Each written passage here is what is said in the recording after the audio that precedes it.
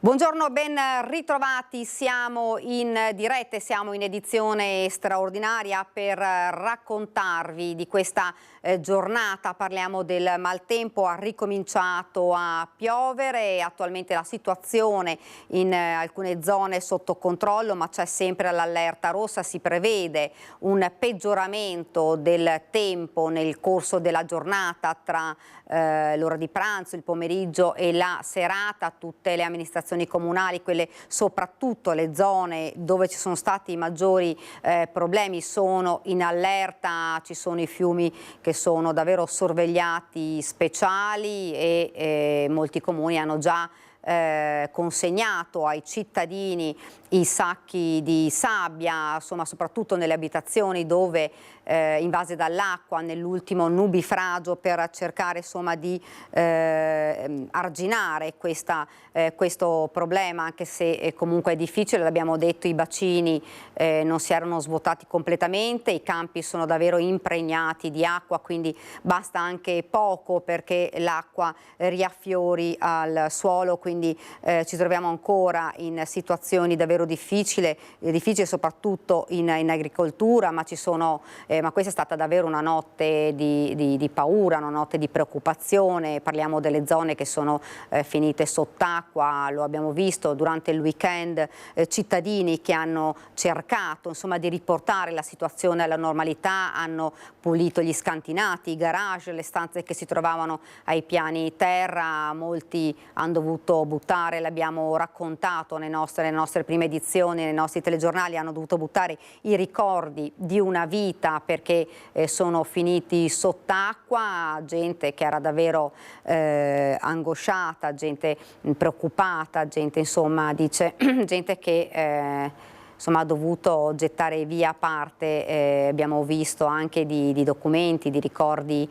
del passato, ed ora purtroppo si torna con il maltempo. Abbiamo visto l'allerta rossa in molte zone, come detto dovrebbe iniziare a piovere in maniera più consistente fra qualche ora, e questo potrebbe davvero creare nuovi problemi non solo nel padovano, vicentino, ma anche nel trevigiano. L'abbiamo visto. Poi avremo vari collegamenti con le nostre redazioni che sono andate, ad esempio nel trevigiano, sono andati a Casale, ricordiamo, finita sott'acqua, così come Castelfranco ed Asolo, le altre due zone maggiormente colpite. Ma poi andremo anche a Padova, altra provincia dove ci sono stati maggiori problemi, così come nel vicentino.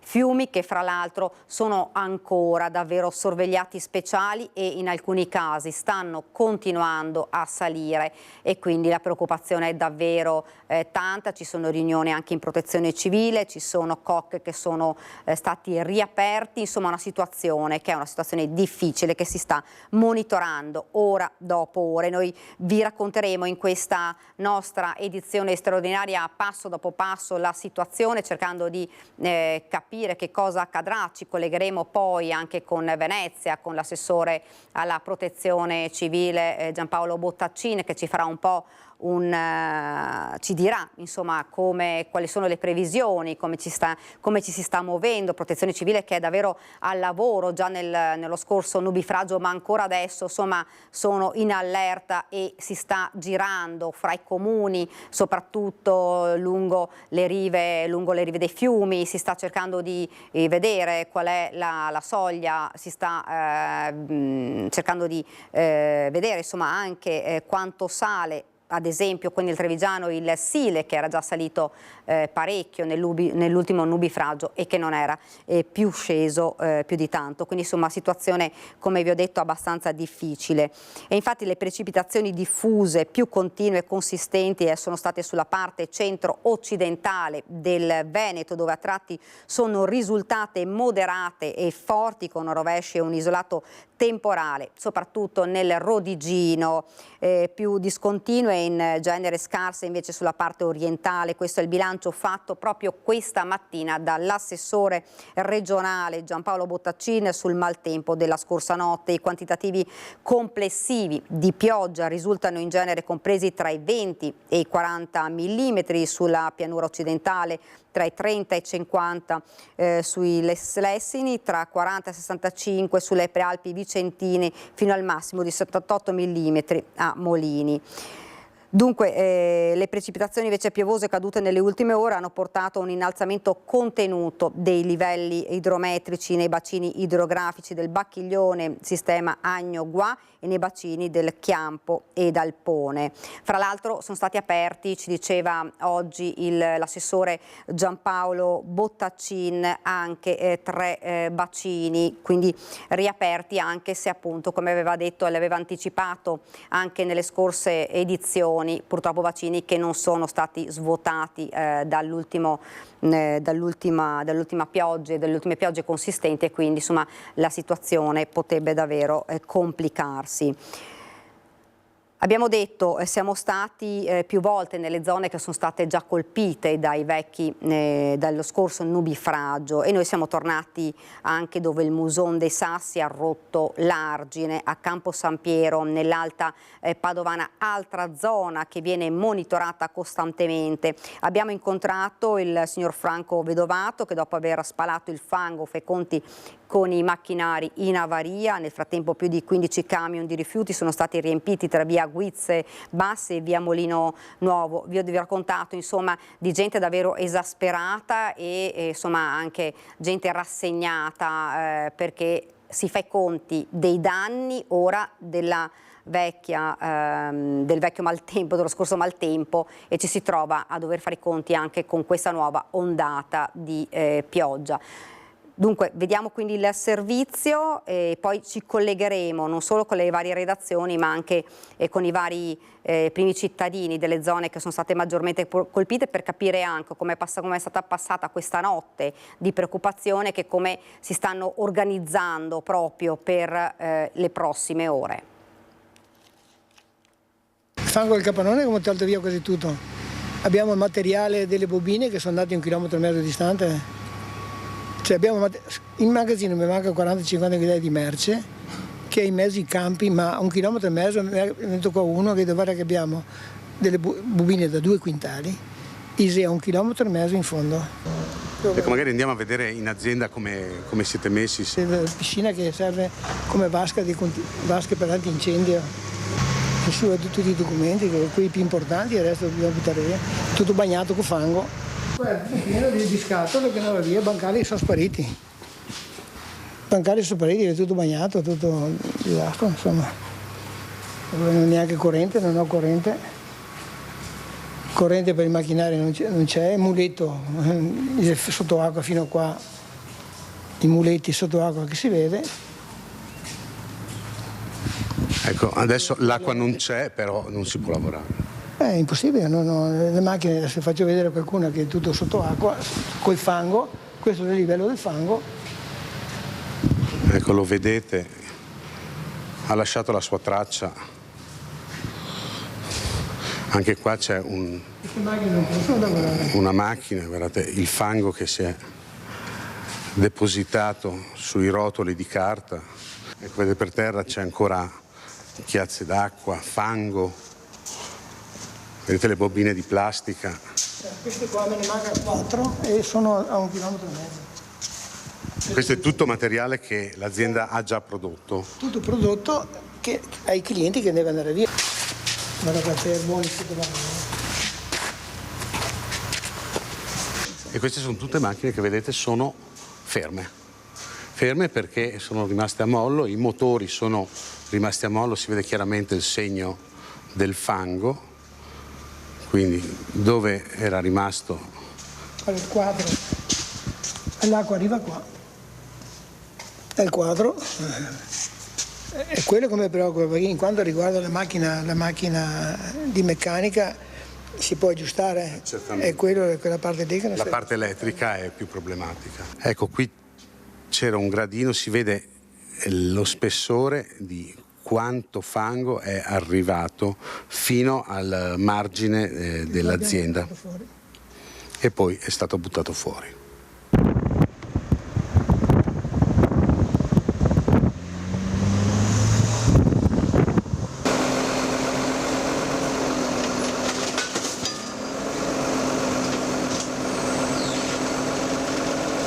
Stavolta proprio non siamo riusciti a salvare nulla. Io sono uscito di qua, avevo l'acqua qua così.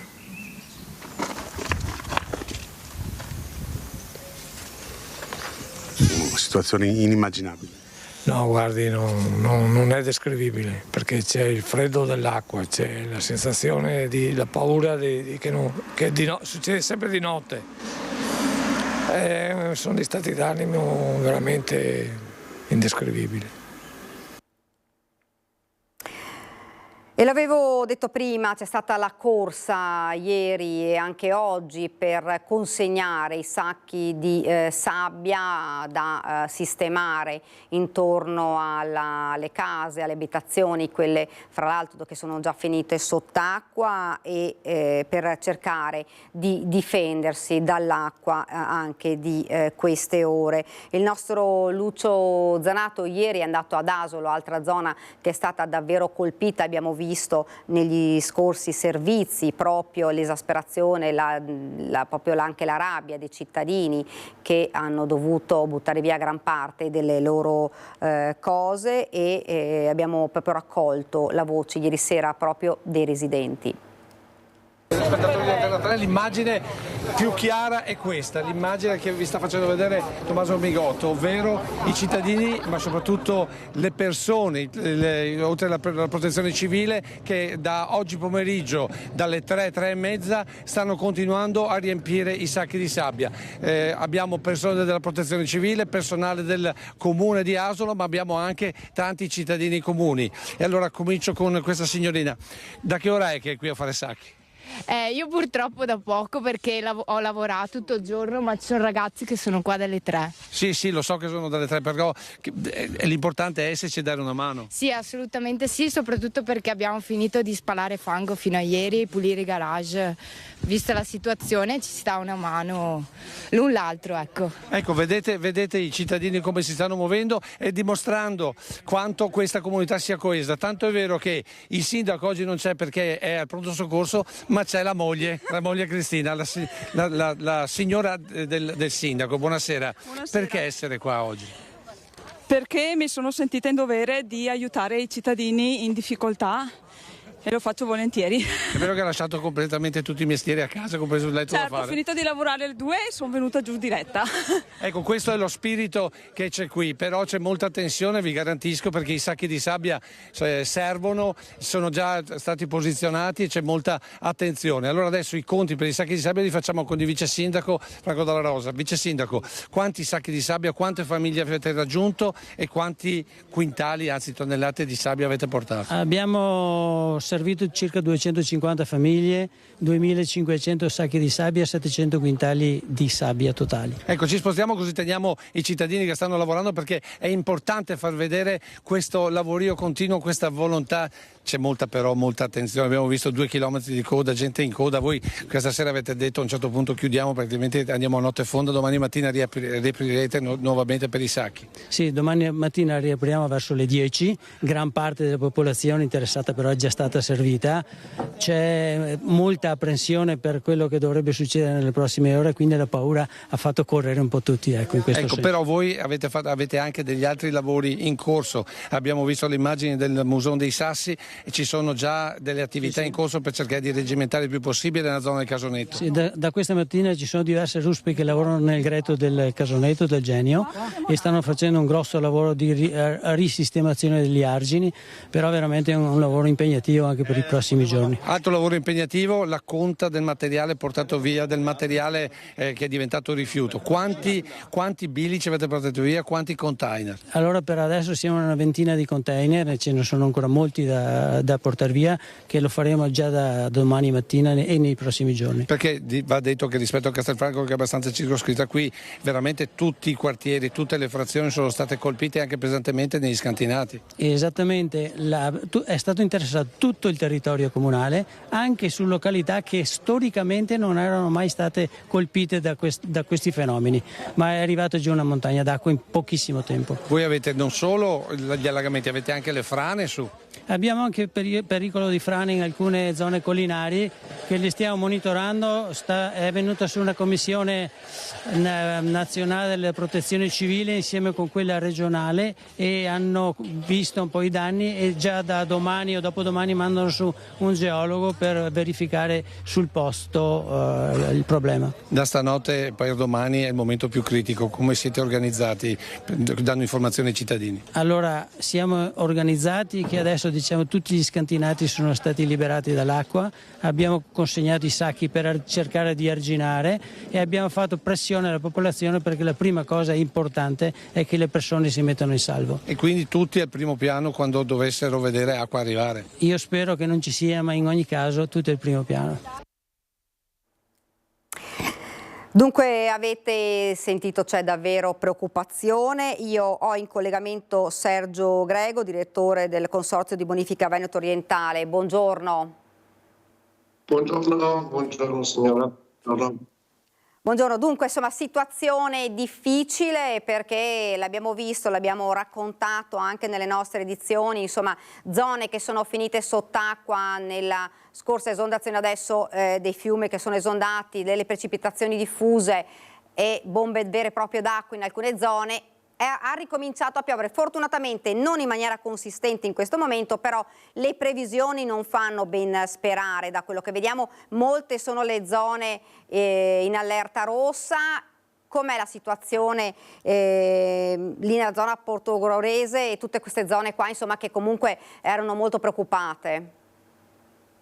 Sì, qui nelle zone veneto orientali, a partire da San Donato a Portogruaro e alle spiagge di Jesolo e Cesarolo, Bibione, abbiamo avuto allagamenti la scorsa piena, perché sono arrivati 50-60 mm di pioggia e quindi siamo molto preoccupati perché se si ripete la situazione ovviamente la cosa diventa anche un problema sociale. Fortunatamente adesso qui nel nostro territorio questa notte sono arrivati solo 10-15 mm di pioggia e ne prevediamo altrettanti per il pomeriggio, quindi una situazione che se rimane così la gestiamo. Però fare previsioni con questo tempo, con questo clima che riserva a sorprese, le cosiddette bombe d'acqua o nubifragi intensi si presentano all'improvviso senza la possibilità di prevederli con attenzione. Quindi siamo molto in apprensione, teniamo sotto controllo un po' tutto il sistema della bonifica, noi siamo sotto il livello del mare e quindi i problemi sono grossi. Ecco, e fra l'altro terreni che sono impregnati ancora d'acqua perché non c'è stato neanche il tempo e non c'è stato neanche questo sole, insomma, per magari cercare di asciugare un po' tutte le aree, per cui basta poco, ci dicevano, per far riaffiorare poi l'acqua. Beh sì, fondamentalmente i problemi della piena precedente, degli allagamenti precedenti si sono risolti la domenica sera in alcune aree. Abbiamo avuto solo lunedì, che è stata una bella giornata ieri di sole e di vento, che ha asciugato un po', ma ce ne vorrebbero almeno 15 per tornare in uno stato di sicurezza. Quindi siamo assolutamente completamente imbevuti d'acqua dappertutto e tutte le gocce di pioggia che arrivano sono acque che vanno nei fossi, nei canali, agli impianti idrovoli e quindi hanno effetto immediato di creare piene, creare allagamenti. Insomma, bacini che non sono stati, ovviamente non si sono svuotati, per cui anche questa è la problematica più grossa. Abbiamo visto bacini che hanno riaperto adesso e insomma c'è preoccupazione perché potrebbero riempirsi, se viene davvero a piovere in maniera consistente, potrebbero davvero riempirsi in poco tempo.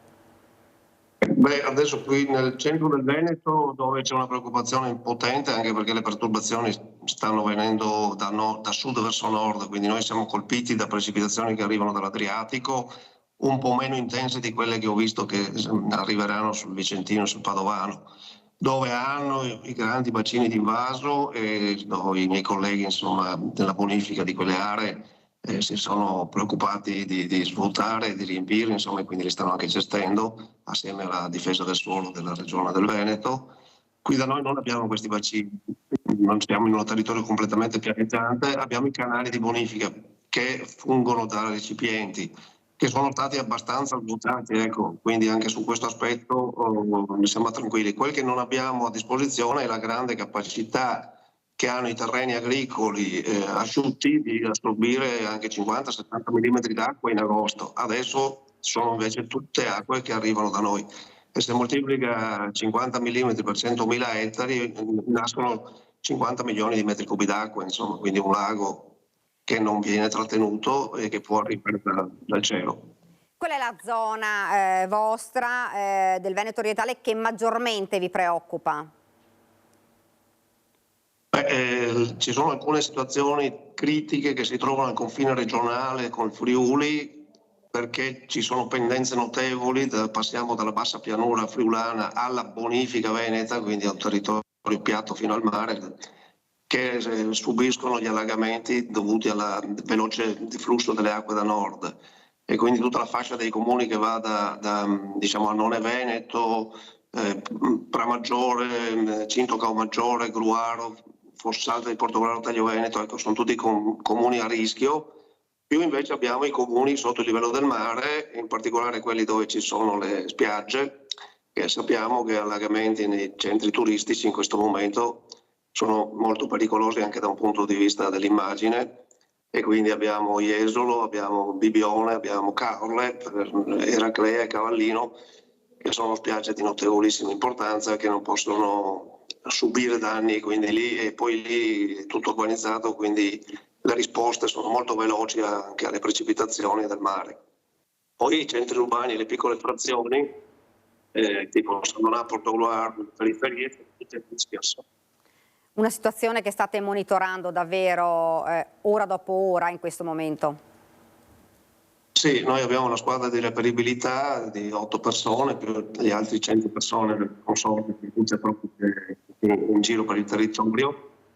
Abbiamo un centro di telecontrollo che segue minuto per minuto l'evolversi di tutta la situazione, che controlla i nostri 80 impianti di sollevamento, e c'è 2 persone continuamente e costantemente addette al controllo della perfetta funzionalità di tutte le nostre 400 pompe che stanno sollevando, che in questo momento sono accese al 15%, perché appunto non ci sono precipitazioni intense, ma gli altri giorni dell'altra piena, e se arriverà pioggia intensa partiranno tutte e 400 e devono essere tutte efficienti, insomma. Quindi insomma non ancora in funzione proprio in maniera insomma, piena, però pronte per essere messe in funzione al 100% dovesse, speriamo di no, dovesse peggiorare il tempo. Assolutamente sì, sono tutte ad avviamento automatico, partono in funzione dei livelli e sono tutte telecomandate e telecontrollate dal centro di telecontrollo. In caso di avaria abbiamo strumenti reperibili immediatamente. Io la ringrazio. Controlliamo gli sbarramenti, le chiavi e tutti i sistemi di gestione della complessa rete di bonifica che gestisce le acque del Veneto orientale. Io la ringrazio davvero, poi ovviamente magari ci collegheremo nuovamente con lei, dovesse insomma cambiare la situazione, anche per capire come sta andando. Ripeto, speriamo che non ci sia una bomba d'acqua come quella dei scorsi giorni, ma comunque ci collegheremo con lei insomma, per capire come va e se avete magari riattivato poi gli impianti magari piena, insomma, in maniera piena proprio per, esatto, per capire insomma come sta andando, ecco. Quindi io la ringrazio e ci collegheremo, insomma, speriamo nelle prossime ore di avere notizie migliori, ma ci ricollegheremo anche con lei per capire com'è la situazione. Noi ora andiamo a Schio nel Vicentino, vedo che sta piovendo, sotto la pioggia il nostro Daniele Garbin. Daniele, buongiorno. Ok, grazie Daniela. Sì, è proprio così, siamo a Schio, siamo nella località Pro e Schio è la zona più colpita in questo momento, stando alle indicazioni dei vigili del fuoco che ci hanno dato 2 località, una Giavenale di sopra e una Pro, e proprio dove stiamo parlando in questo momento. È una zona praticamente che è una conca rispetto al territorio circostante. Ecco, ci sono i fiumi, ma in realtà qui alle mie spalle abbiamo un'idrovora proprio portata dal comune e questi condomini proprio per liberare gli scantinati. Improvvisamente alle 7 di questa mattina gli inquilini sono stati svegliati dopo aver lavorato in questi giorni per liberare proprio il garage dalle automobili, dalle televisori, dai frigoriferi, insomma tutto quello che era presente proprio, e questa mattina è tornata nuovamente. Ecco, il problema è che non è esondato un fiume dei 2 che corrono proprio in questo momento, ma è un problema di drenaggio, è stato praticamente arato un campo, una serie di appezzamenti agricoli in questo momento alle mie spalle, e quest'acqua che è stata drenata in realtà finisce direttamente in questa conca. Ecco, alle mie spalle era il punto critico. Avevamo parlato con il vicino, il signor Paolo, in questo momento lo andiamo a sentire, che ha liberato l'idrovora che si era bloccata. Il problema era proprio questo, proprio a mani nude in questo momento. Signor Paolo, abbiamo visto che ha lavorato. Ciao, cosa ha fatto? Abbiamo visto che si è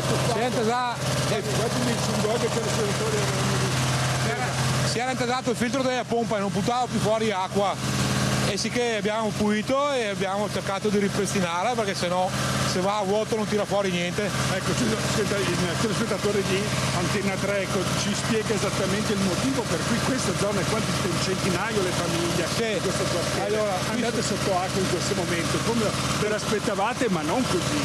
No, così no, abbiamo avuto periodicamente c'è sempre stato il problema di un po' di acqua che scendeva nei garaggi, però con la pompa che abbiamo installato nel pozzo lo riusciva a compensare, e al massimo avevamo 1 centimetro di acqua, niente di preoccupante. Il problema è che con l'evento eccezionale di mercoledì notte è venuta giù una montagna di acqua, ma che ha aggravato ulteriormente il problema è stato il fatto che i prati qui sopra, che prima erano erba e piante di nocciolo, sono stati arati, sì che l'acqua ha trovato la terra smossa dall'aratura e praticamente non ha trovato niente che la teneva ferma, è venuto, ci ha riempito tutto quanto. È un pericolo che voi avevate comunque preventivato, lo vedevate questo rischio? Sì, perché è stato il primo pensiero che abbiamo fatto, ho detto adesso siamo la prossima acqua che fa abbiamo un problema molto più grave, perché non c'è niente che tiene, e in più arando hanno eliminato tutti quanti i fossati di scoglio dell'acqua, e sì che adesso anche a monte dei campi non c'è più niente che ci para un po' dal problema. Adesso dobbiamo cercare il modo di prendere contatto con tutte le aree col proprietario dei terreni, perché abbiamo telefonato molte volte, però non si è neanche mai degnato di risponderci. Vogliamo farlo venire qui per fargli vedere la situazione, perché siamo veramente messi a terra, perché già giovedì avevamo perso praticamente io personalmente 2 macchine, ma i miei vicini altrettanti, insomma, perché tutti quanti più o meno 2 macchine e famiglie. Abbiamo visto comunque una rete di solidarietà, persone. Sì, no, su quello dobbiamo solo ringraziare tutti quanti il vicinato. Il sindaco, la protezione civile, i pompieri sono stati dei lampi a arrivare quando abbiamo chiamato. Purtroppo anche loro sono da capire, perché non siamo mica gli unici, ce ne sono centinaia che hanno gli stessi problemi, anche più gravi dei nostri. Però sì, sono danni magari li facevo io stesso, però vedere che sono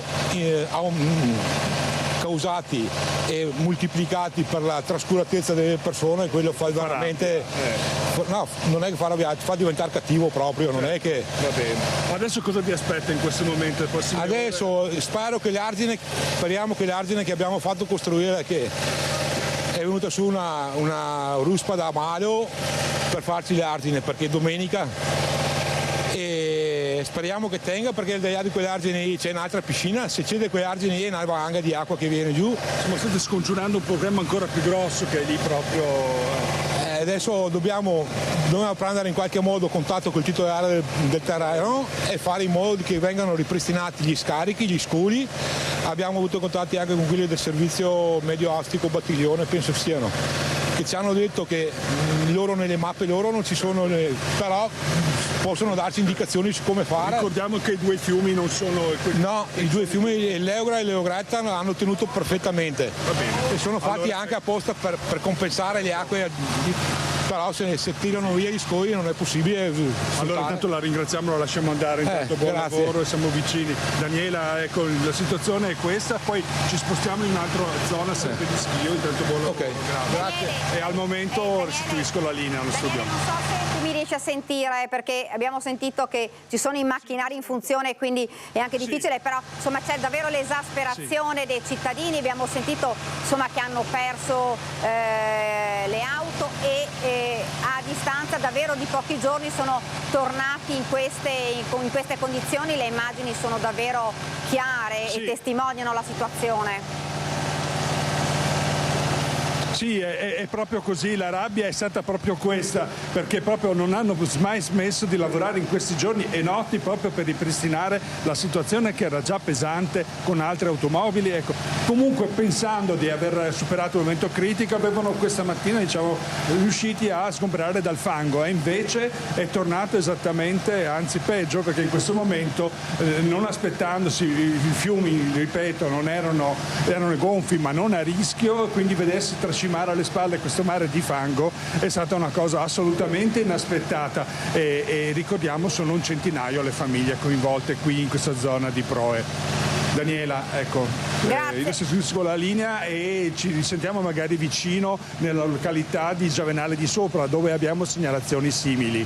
Grazie davvero a Daniele Garbin, lo stiamo vedendo, continua a piovere, l'abbiamo visto a sott'acqua anche la nostra Anna De Roberto che si trova a Marostica e vediamo una situazione ancora difficile, guardate le immagini.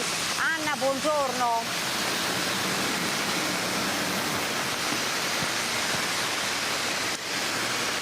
Vediamo se... Daniela, mi senti? Noi ti sentiamo benissimo, Anna.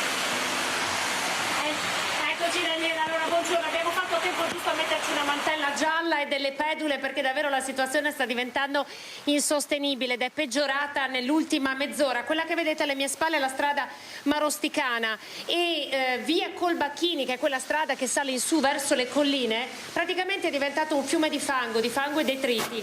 L'acqua che sta iniziando a scendere dalle colline porta giù con sé dei rami, dei detriti e sta venendo giù in maniera molto veloce ed ha attraversato via Marosticana. Guardate cosa sta succedendo, cioè praticamente vi facciamo vedere perché io mi sono messa le pedule quindi posso anche andare un po' in acqua, guardate, cioè si riesce davvero e non sto entrando tutto, cioè è un fiume di fango perché l'acqua è marrone che sta scendendo dalle colline di Marostica, attraversa la strada, in questo caso sta andando verso via Manin, ma ovviamente se non rettilineo e non è uniforme l'acqua poi crea queste pozze che vedete e che incontrano le macchine quando attraversano la strada. Sono macchine che devono andare davvero a passo d'uomo, c'è qualcuno che azzarda anche ad andare a 40-50 km all'ora creando, guardate, quel fenomeno di aquaplaning che Costa Curta vi sta facendo vedere, guardate che cosa sta succedendo e questo è forse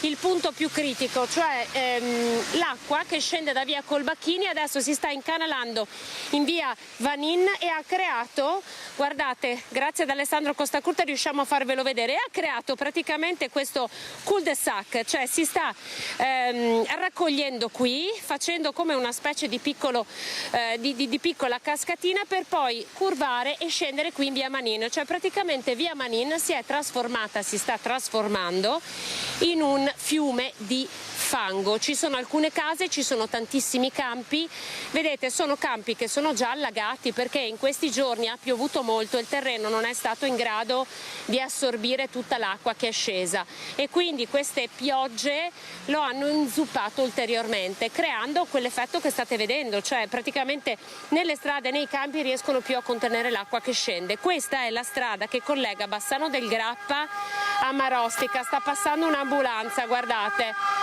ambulanza ambulanza e automedica vuol dire che potrebbe trattarsi di un incidente anche grave. Noi adesso cercheremo di capire che cosa sta succedendo. Ci siamo fermati, Daniela, in questo tratto di strada perché stavamo andando a Marostica, dove è appena da poco stato aperto il COC, per avere tutte le informazioni dal sindaco, ma ci siamo fermati perché anche noi abbiamo fatto difficoltà con le nostre auto ad attraversare, e questa immagine davvero rende un po' l'idea di quello che sta succedendo, perché terreni come questi, quelli del Marosticense, con colline piene di alberi e di arbusti, ma che sono comunque colline soggette a frane e a smottamenti, con tutta l'acqua che è scesa in questi giorni, stanno creando questi fiumi di fango che vedete. Per fortuna, insomma, gli automobilisti mi sembrano particolarmente prudenti, non ci sono tante auto in giro perché l'allerta era stata diramata, quindi probabilmente chi poteva stare a casa è a casa. Noi adesso proviamo a proseguire, andiamo verso Marostica per parlare con il sindaco che ha aperto il COC. Ti anticipo, Daniela, che qui nella zona del Bassanese, Marostica, San Zenone degli Ezzelini e Mussolente sono i comuni più in difficoltà. Da Mussolente ci è arrivata la notizia che hanno finito addirittura i sacchi di sabbia. Quindi insomma è una situazione davvero complessa, anche perché le previsioni del tempo non sono favorevoli, cioè pioverà per tutto il giorno e probabilmente per tutta la notte. Le auto già stanno iniziando ad arenarsi là in fondo perché l'acqua sta diventando sempre di più, e questo è proprio l'emblema di quello che sta succedendo qui. Cioè, vediamo, lasciamo passare anche quest'auto, c'è qualcuno che vuole anche cercare riparo. Guardate quanto a fondo va l'auto. Probabilmente la protezione civile arriverà anche qui. Allora Daniela, se tu sei d'accordo, sì, noi proseguiamo lungo la strada marosticana, andiamo a Marostica e ci ricolleghiamo, quindi sì, dacci una decina di minuti dal COC. Certo, Anna, volevamo solo proprio chiederti... che è stato allestito. Dimmi. Ecco, volevamo chiederti, ci hai detto insomma una strada che abbiamo visto che sta, insomma, si sta trasformando in un fiume di acqua e fango, e ci dicevi lì ci sono anche dei cittadini, ci sono delle abitazioni. Hai per caso sentito, c'è preoccupazione, ovviamente l'abbiamo detto già più volte, nelle aree insomma più colpite già con lo scorso maltempo, la gente è davvero preoccupata, e questa zona abbiamo visto insomma che essere una zona in questo momento dove ci sono davvero delle difficoltà. Tu hai sentito qualche cittadino, ti ha raccontato la preoccupazione? Guarda, fortunatamente questa è ancora una zona rurale, quindi la strada marosticana è, come dire, lambita da diversi negozi che sono questi. Vedete, ad esempio qui ce ne sono un paio, noi ci siamo fermati qui per cercare riparo. L'acqua sta un po' lambendo, però sono comunque tutti negozi che si sono insinuati, creando comunque uno spazio favorevole al parcheggio. Quindi non ci sono tantissime abitazioni, e anche qui dalle colline di Marostica sono tutte abitazioni molto isolate. Abbiamo fatto un giro qui in via Manin, le case sono chiuse, non sembra, devo dire, che i cittadini possano essere in pericolo, anche perché la strada qui adesso l'acqua va a confluire direttamente sui campi. Proviamo in caso, Daniela, ad avvicinarci e vi richiediamo la linea, però devo dire che fortunatamente in questa zona non abbiamo raccolto particolari preoccupazioni. Vediamo se è attento Costa, perché davvero entriamo con i piedi nell'acqua. Vedete lì in fondo c'è un residente che probabilmente sta cercando di capire che cosa fare. Poi magari proviamo un attimo a raggiungerlo. Credo, Daniela, che la situazione più complessa sia un po' più su verso Marostica, dove davvero ci sono delle case che insistono ai piedi delle colline. E lì potrebbe esserci un problema di frane importante, come peraltro è stato anche per il mese scorso. Quindi Daniela, noi andiamo un attimo, proviamo a raggiungere, vediamo, aspettate un attimo. Signora? No, niente, no. Non hanno tanta voglia di parlare. Proviamo a raggiungere quel residente. Daniela, ti chiediamo la linea tra poco, va bene? Va benissimo Anna, va benissimo, grazie Anna. Fate ovviamente attenzione perché stiamo vedendo la situazione è difficile. Grazie davvero, buon lavoro. Noi andiamo avanti. Avevamo in linea, eccolo qua, il sindaco di Abano Terme, Barbierato. Buongiorno sindaco. Buongiorno a tutti. Sindaco, non so se ha visto le prime immagini, insomma si ricomincia purtroppo a lavorare, si ricomincia con la preoccupazione, la paura di questa notte per il maltempo che era stato comunque previsto, l'allerta era stata lanciata, abbiamo visto una corsa pazzesca per prendere i sacchi di sabbia per cercare di arginare l'acqua nelle abitazioni, soprattutto quelle che erano andate sott'acqua nei giorni scorsi. E altra zona che si è trovata davvero in difficoltà è stata proprio Abano Terme. Com'è, Sindaco, la situazione in questo momento e se siete preoccupati? Allora, diciamo che oggi la situazione, già da ieri sera noi siamo in allerta con tutti i nostri gruppi di protezione civile di Abano Terme, ragazzi che hanno continuato senza interruzioni a fare sacchi, ne abbiamo distribuiti alla fine della settimana scorsa più di 7.000 e ieri sera abbiamo reiniziato la distribuzione, continueremo oggi.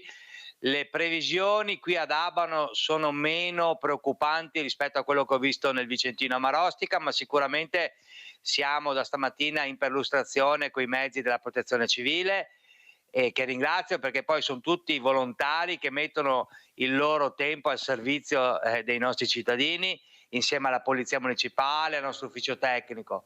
Quindi diciamo che la situazione adesso è monitorata attentamente e continuiamo naturalmente a dare priorità alle persone in difficoltà perché abbiamo anche chiamate di persone che vivono da sole e la settimana scorsa abbiamo fatto oltre 150 interventi, quindi diciamo che abbiamo una buona presenza e una costante monitoraggio della situazione. C'è da dire questo, che noi dal 2019 assieme ad altri 10 comuni dell'area Terme e Colli avevamo progettato con fondi dei comuni 5 invasi di laminazione che in questo caso sarebbero serviti per evitare tutto quello che abbiamo visto nei giorni scorsi. Dal 2019 questi progetti fatti col Consorzio di Bonifica Bacchiglione sono stati dichiarati importanti, prioritari, ma non trovano linee di finanziamento dei ministeri. Quindi bene il lavoro della Regione a fare i bacini di laminazione a Caldogno, in tutte le parti del Veneto dove sono stati fatti, però anche l'area Terme Colli, soprattutto i colli, la scorsa settimana sono stati oggetto di, e sono tuttora oggetto di moltissime frane, microfrane, smottamenti che poi si ripercuotono a valle e quindi è un'area di 100.000 abitanti dove era stata progettata proprio questo tipo di 5 invasi di laminazione che avrebbero ridotto di almeno il 30% la portata di quello che poi abbiamo visto nei giorni scorsi e avrebbero sicuramente evitato tutti i danni che poi ogni volta noi dobbiamo affrontare. Quindi il nostro è sicuramente un monitoraggio costante del territorio da ieri notte. Si è bloccato il collegamento, questo è anche uno dei problemi del maltempo, non so se riusciamo a ripristinarlo. Mentre tentiamo di ripristinare il collegamento con il sindaco di Abano Terme, avete sentito insomma una situazione che in questo momento è abbastanza tranquilla, sotto controllo nella zona di Abano, altra zona che era stata davvero in difficoltà gli scorsi giorni, ma è tante però le chiamate dei cittadini preoccupati, soprattutto cittadini che vivono da soli, che si trovano insomma in situazioni difficili, poi in zone che vanno sott'acqua. Magari se riusciamo poi a ripristinare il collegamento lo chiedo ai registi. Intanto ci colleghiamo subito a Castelfranco perché vedo il nostro Christian Arboit, altra zona davvero in difficoltà con lo scorso maltempo. Christian, buongiorno.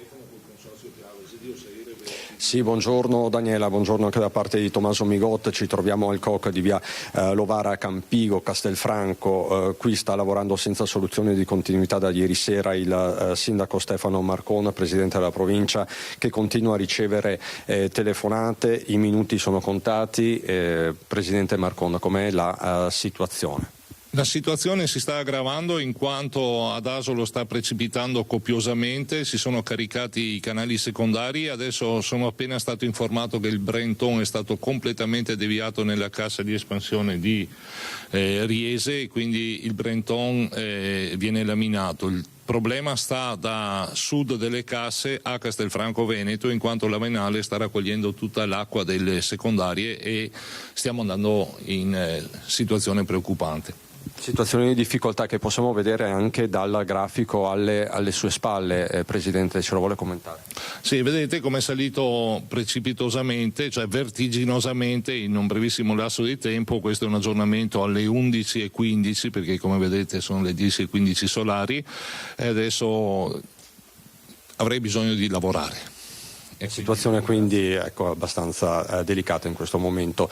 Presidente Marcon, allora la ringraziamo. Grazie Presidente Marcon, grazie ai volontari di protezione civile, per il momento è tutto. Daniela, ti restituisco la linea. Grazie davvero a Christian Arboit. Noi continuiamo questi racconti di queste zone in difficoltà continua, intanto a piovere, l'abbiamo visto, e anche in maniera abbastanza importante nel Vicentino. Adesso andiamo ad Asolo, penso che sia lì, lo vediamo sotto l'acqua, anche il nostro Lucio Donato. Lucio, buongiorno, dove ti trovi? Sì, buongiorno non proprio, mettiamola così, mi trovo nel punto critico del Casonetto, cioè ai piedi di Asolo, e questo che vedete è il Muson dei Sassi. Giusto per intenderci, questo è il punto spia che può dare, diciamo così, l'indicazione di una possibile diciamo così, problema idrogeologico in piana più avanti, quindi nelle zone, diciamo così, della pianura asolana. Questo è proprio il punto critico che giovedì scorso è esondato, e sulla destra potete vedere ancora sulla recinzione il livello dell'acqua raggiunto giovedì sera. Qui vi devo dire che da quando noi siamo arrivati qui il livello è cresciuto almeno di 5 centimetri. Vedete l'intensità dell'acqua, quindi la forza che sta arrivando, e questa è tutta acqua che sta arrivando dalle colline Castelcuco, Monfumo, quelle zone lì, e arriva tutta quanta qua. Va detto che siamo ancora, diciamo così, con spazi abbastanza ampi, però è un fiume a regime torrentizio, di conseguenza può innalzarsi in poco tempo, come è già successo giovedì sera. In mezz'ora questo livello è partito da 80 cm, è arrivato a 3,80 m, quello che vedete appunto sempre segnato da quello che è rimasto sulla recinzione della casa, una delle prime ad essere state completamente allagate. Allora, cosa dire? Noi eravamo qui per girare una puntata di agricoltura ed eravamo su in collina, dove siamo andati ad incontrare una delle famiglie che è stata parzialmente bloccata invece dalle frane, perché va detto che questa acqua sta creando anche diversi problemi per quanto riguarda la viabilità in collina. Su al momento non ci sono grossissime criticità, cioè le strade sono tutte percorribili. Va detto che però quest'acqua come dire, sta lavorando, mettiamola così, nel senso che noi siamo saliti, poi siamo discesi, abbiamo visto veramente diversi rivoli d'acqua che cominciavano a scavare, soprattutto nelle strade non asfaltate. Qui siamo in una zona di pianura. La criticità in questa zona è duplice: la prima, la parte alta con possibili frane; la seconda, che questo Muson dei Sassi comincia a crescere. Mi dicono, comunque abbiamo informazioni per quanto riguarda la zona più a valle, quindi Borgo Lauro, che abbiamo documentato venerdì, che già ha qualche punto di criticità con i canali secondari già quasi a livello, e poi tutta la zona, diciamo così, verso Villa d'Asolo, dove continuano a crescere i canali contigui. Quindi una situazione tutta costantemente in evoluzione.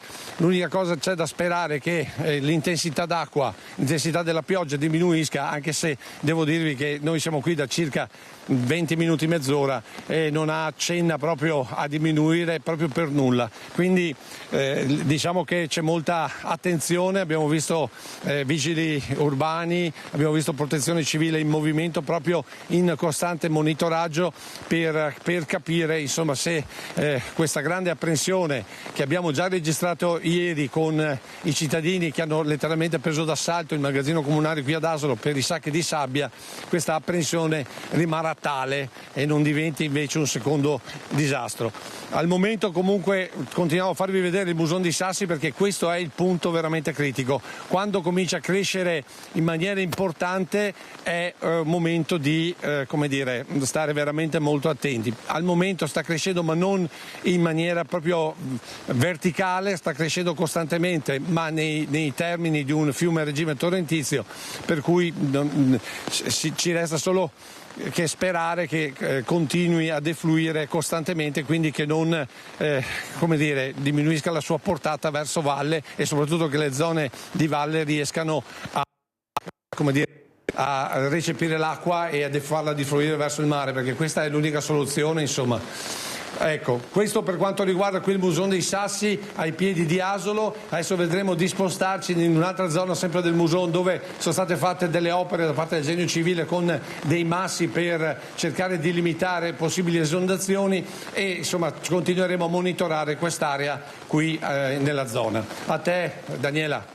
Grazie davvero a Lucio Zanato, l'avete sentito, squadre di protezione civile che stanno ovviamente monitorando le zone che sono più a rischio, l'avete visto ora insomma la portata importante di quell'acqua, insomma acqua e fango e alla preoccupazione ovviamente di quei cittadini, di quei residenti che si trovano proprio lì vicino e che avete sentito dal racconto del nostro Lucio Zanato è completamente quella casa finita sott'acqua, ma tutte le zone sono davvero attenzionate in maniera importante e ha ricominciato a piovere in maniera importante, lo avete visto insomma da Asolo, l'avete visto a Castelfranco, nel Vicentino e anche nel Padovano, zone insomma che sono tornate a finire sott'acqua, cittadini davvero esasperati.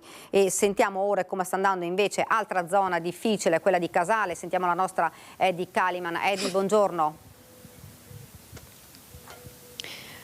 Buongiorno Daniela, buongiorno ai telespettatori. Con l'aiuto di Francesca Pezzo ti farei vedere questo cartello chiuso per sistemazione post alluvione. Siamo a Lughignano, precisamente con una frazione di Casale sul Sile, dove questa attività che si occupa del noleggio kayak e bike elettriche ma anche mountain bike, siamo proprio all'imbocco della Greenway, la via verde che costeggia il Sile. L'attività è chiusa perché dall'alluvione della scorsa settimana, facciamo vedere l'imbocco della Greenway che comincia anche qui con degli smottamenti al terreno, ovviamente non essendo asfaltata.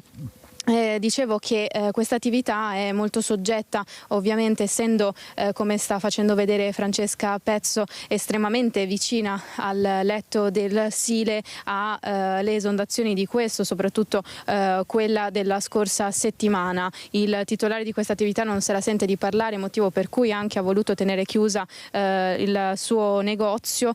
Ci diceva che con le piogge della scorsa settimana aveva dentro la sua attività circa 70 centimetri di acqua, motivo per cui appunto è ancora in fase di sistemazione tutta la zona e tutti gli interni.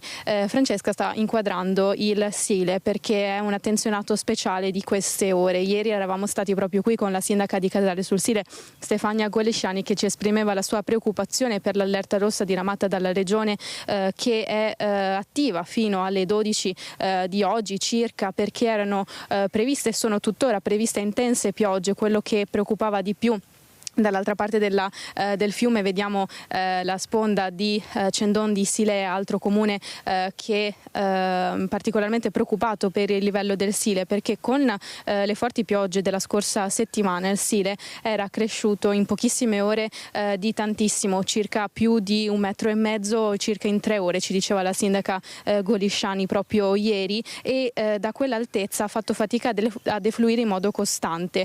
Il Sile, ci raccontavano dei cittadini storici del paese. È un fiume che ha delle insenature, non è un letto piatto, e queste insenature, queste curve rallentano anche il deflusso e ha un fondale molto non ha lo stesso livello di fondale in tutte le zone, motivo per cui in alcune parti, da Silea a appunto Casale, tende a fuoriuscire più in alcune zone piuttosto che altre. Vediamo un idrometro che Francesca pian piano riesce ad inquadrare, che segna anche il livello a cui era arrivata l'acqua con la scorsa settimana.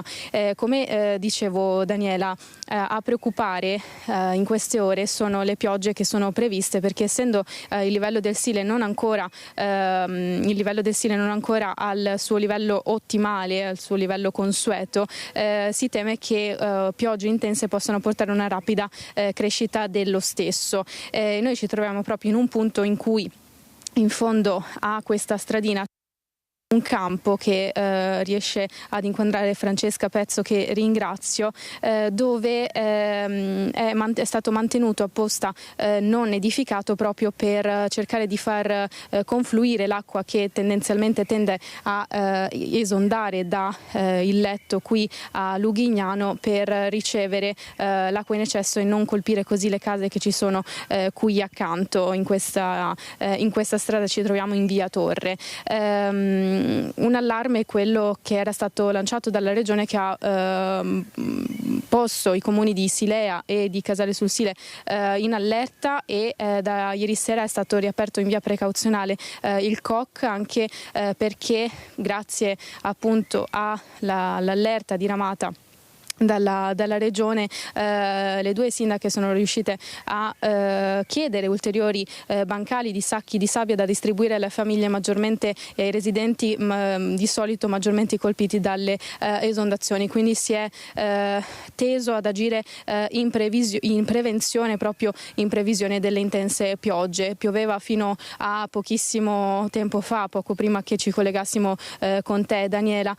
Ora la situazione sembra sotto controllo, però appunto il Sile continua a fare paura. Noi diamo anche una notizia, perché poco distante da qui, a pochi chilometri da qui, si trova questa prestigiosa scuola, Leach Farm, che è di fatto anche un collegio. Alcuni studenti vivono lì, stati portati a dormire in un hotel in via precauzionale. Perché avevamo sentito anche la sindaca di Roncade, Piranha Zottarelli, dove appunto questa scuola ha la sede, che ci diceva che alcune sponde adiacenti al letto del fiume sono franate, e anche questo aveva destato delle preoccupazioni per gli studenti, che sono appunto stati fatti dormire questa notte fuori per paura di una possibile esondazione, anche per le intense piogge che erano previste. Noi con Francesca Pezzo tra poco ci muoveremo proprio verso Leach Farm e verso Roncade. In attesa di questo, Daniela, se non hai domande io ti restituirei la linea. Grazie davvero a Edi Kaliman e Francesca Pezzo. Ovviamente ci ricollegheremo con loro fra qualche minuto per vedere insomma la situazione. Abbiamo visto nella Marca, tutto sommato, insomma, c'è una tregua per quanto riguarda la pioggia. Speriamo che continui, mentre questo vale per Treviso, perché abbiamo visto che invece nell'Asolano e a Castelfranco ha ricominciato a piovere. Io vi devo dare però una notizia di cronaca, purtroppo un incidente mortale proprio provocato dal maltempo. Una giovane donna, madre di 2 bimbi, è morta in un incidente stradale questa mattina a San Pietro di Morubio, nella Bassa Veronese. La donna di origini marocchine, forse a causa del fondo stradale bagnato per l'intensa pioggia, ha perso il controllo dell'auto ed ha invaso la corsia opposta, scontrandosi con un'auto articolato, per poi finire la sua corsa nel fossato che costeggia la strada. La giovane madre è morta sul colpo, sul posto. Oltre ai sanitari del SUAM 118, la polizia stradale e i vigili del fuoco. Dunque un incidente mortale nel Veronese. E infatti la raccomandazione delle forze dell'ordine è quello davvero di andare piano. Abbiamo visto nel Vicentino, insomma, dove ci sono strade che sono allagate, quindi insomma l'appello è quello davvero di prestare la massima attenzione, soprattutto in queste ore. Ora ci colleghiamo con il sindaco, lo vedo sullo schermo, il sindaco Mortandello, sindaco di Montegrotto Terme. Sindaco, buongiorno. Buongiorno a voi tutti. Chiedo anche a lei com'è la situazione. Abbiamo visto zone, non so se ha seguito finora, insomma, zone già del Vicentino che purtroppo sono tornate a fare i conti con l'acqua alta, cittadini che hanno dovuto rimboccarsi le maniche perché purtroppo ci sono già garage scantinati che sono finiti sott'acqua. Insomma, anche la vostra zona era una zona che si era trovata in difficoltà. Com'è attualmente la situazione? Ma devo dire che anche qualche giorno fa, per carità, abbiamo aperto il COC, però la nostra rete idraulica secondaria ha retto benissimo, e questo è il frutto di grandi lavori fatti non solo dal Comune ma soprattutto dal Consorzio Bacchiglione negli ultimi anni. Abbiamo avuto degli episodi di allagamento di qualche garage per il semplice motivo che si erano rotte le pompe di sollevamento. E poi abbiamo assistito, devo dire la verità, a un fenomeno inedito proveniente più dai colli, perché alcune strade della frazione di Turri si sono trasformate in vere e proprie torrenti con annessi massi che cadevano dal monte verso valle. Questa è una cosa che non si era mai vista prima d'ora. Ovviamente siamo in allerta, nella giornata di ieri abbiamo fatto centinaia di sacchi di sabbia nel caso dovesse arrivare la malparata. Al momento non sta piovendo. La situazione è sotto controllo, ma ripeto, per quanto ogni singolo comune possa fare, serve una regia sovraordinata. In particolar modo mi lego al progetto delle vasche di laminazione che abbiamo fatto con tanti comuni e col Consorzio, un progetto da 30 milioni di euro, rispetto al quale non riusciamo a trovare le risorse per metterlo in atto. E per noi sarebbe fondamentale, perché Montegrotto Terme, assieme a Battaglia, è l'ultimo dei comuni del bacino idrografico. Quindi, volenti o nolenti, noi ci prendiamo l'acqua che da monte scende a valle, causandoci grandi criticità.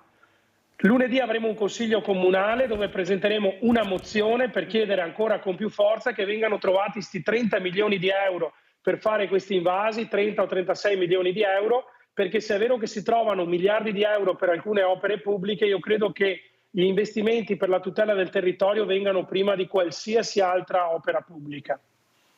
Senta Sindaco, purtroppo ci stiamo abituando a questi cambiamenti climatici, a questi insomma, cambiamenti repentini poi anche se annunciati, perché insomma piogge, bombe d'acqua così insomma non ne abbiamo viste così spesso, invece ultimamente insomma ci stiamo davvero abituando e ci dovremmo abituare.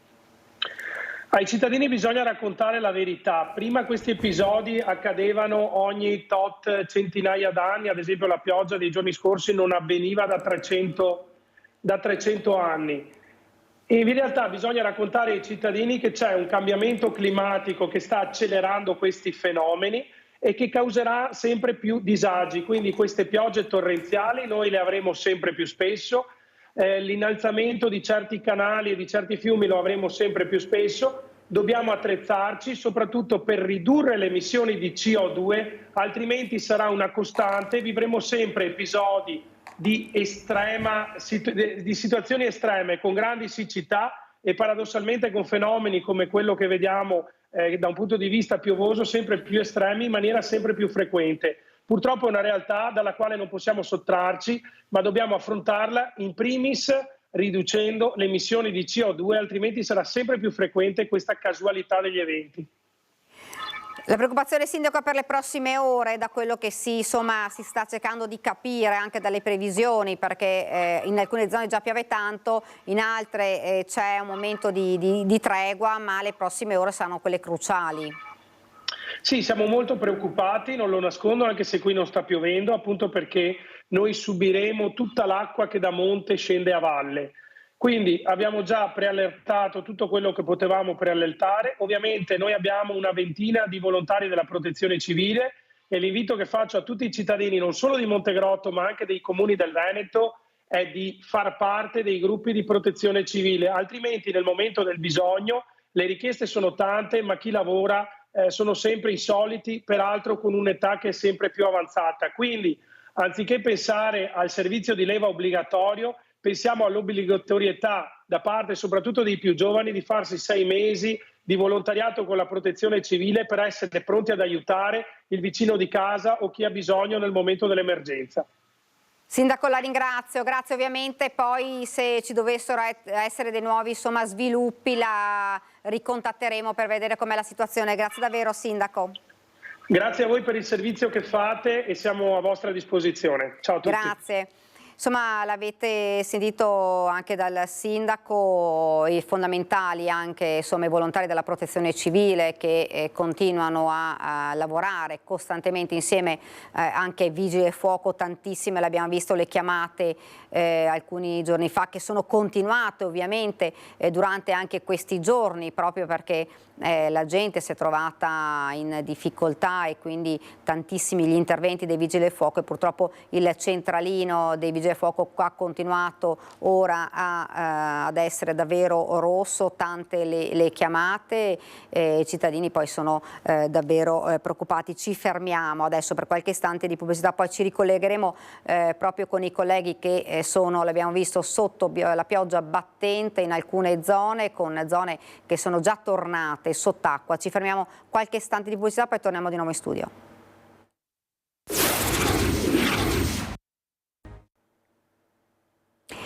Siamo tornati nuovamente in studio per raccontarvi di questa giornata di maltempo, previsioni che erano state annunciate con l'allerta rossa in molte zone. Abbiamo visto dal Vicentino al Padovano, Vicentino, che abbiamo visto una pioggia battente, zone che purtroppo sono tornate a finire sott'acqua. Abbiamo visto anche a Marostica, dove la Marosticana si sta trasformando in alcune parti davvero in un fiume di fango, con cittadini, lo abbiamo visto, preoccupati, ce l'ha raccontato la nostra Anna De Roberto, e poi abbiamo visto in zona asolana, dove la situazione continua ad essere critica, così come a Castelfranco, dove abbiamo visto comunque, a Castelfranco così come in tanti altri comuni,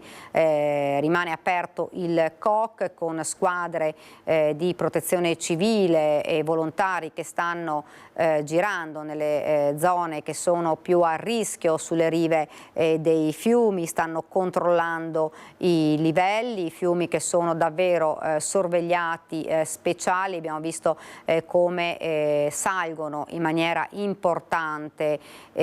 Treviso per il momento lo diciamo, è ancora una zona fortunata perché c'è stata una tregua nella pioggia, ma le previsioni non sono favorevoli. Si parla ancora di piogge abbondanti per tutto il pomeriggio e anche per domani, con fra l'altro bacini di laminazione che sono stati aperti, lo abbiamo sentito anche dall'assessore alla protezione civile, che poi più tardi ci farà il punto della situazione anche per le prossime ore, per capire come si evolverà tutta la situazione, quali saranno le zone dove ci sarà da preoccuparsi maggiormente, dove è prevista pioggia più battente. Dunque ci collegheremo più tardi con la nostra Ilaria Marchiori, che andrà proprio nella sede della protezione civile a Venezia, dove incontrerà l'assessore Giampaolo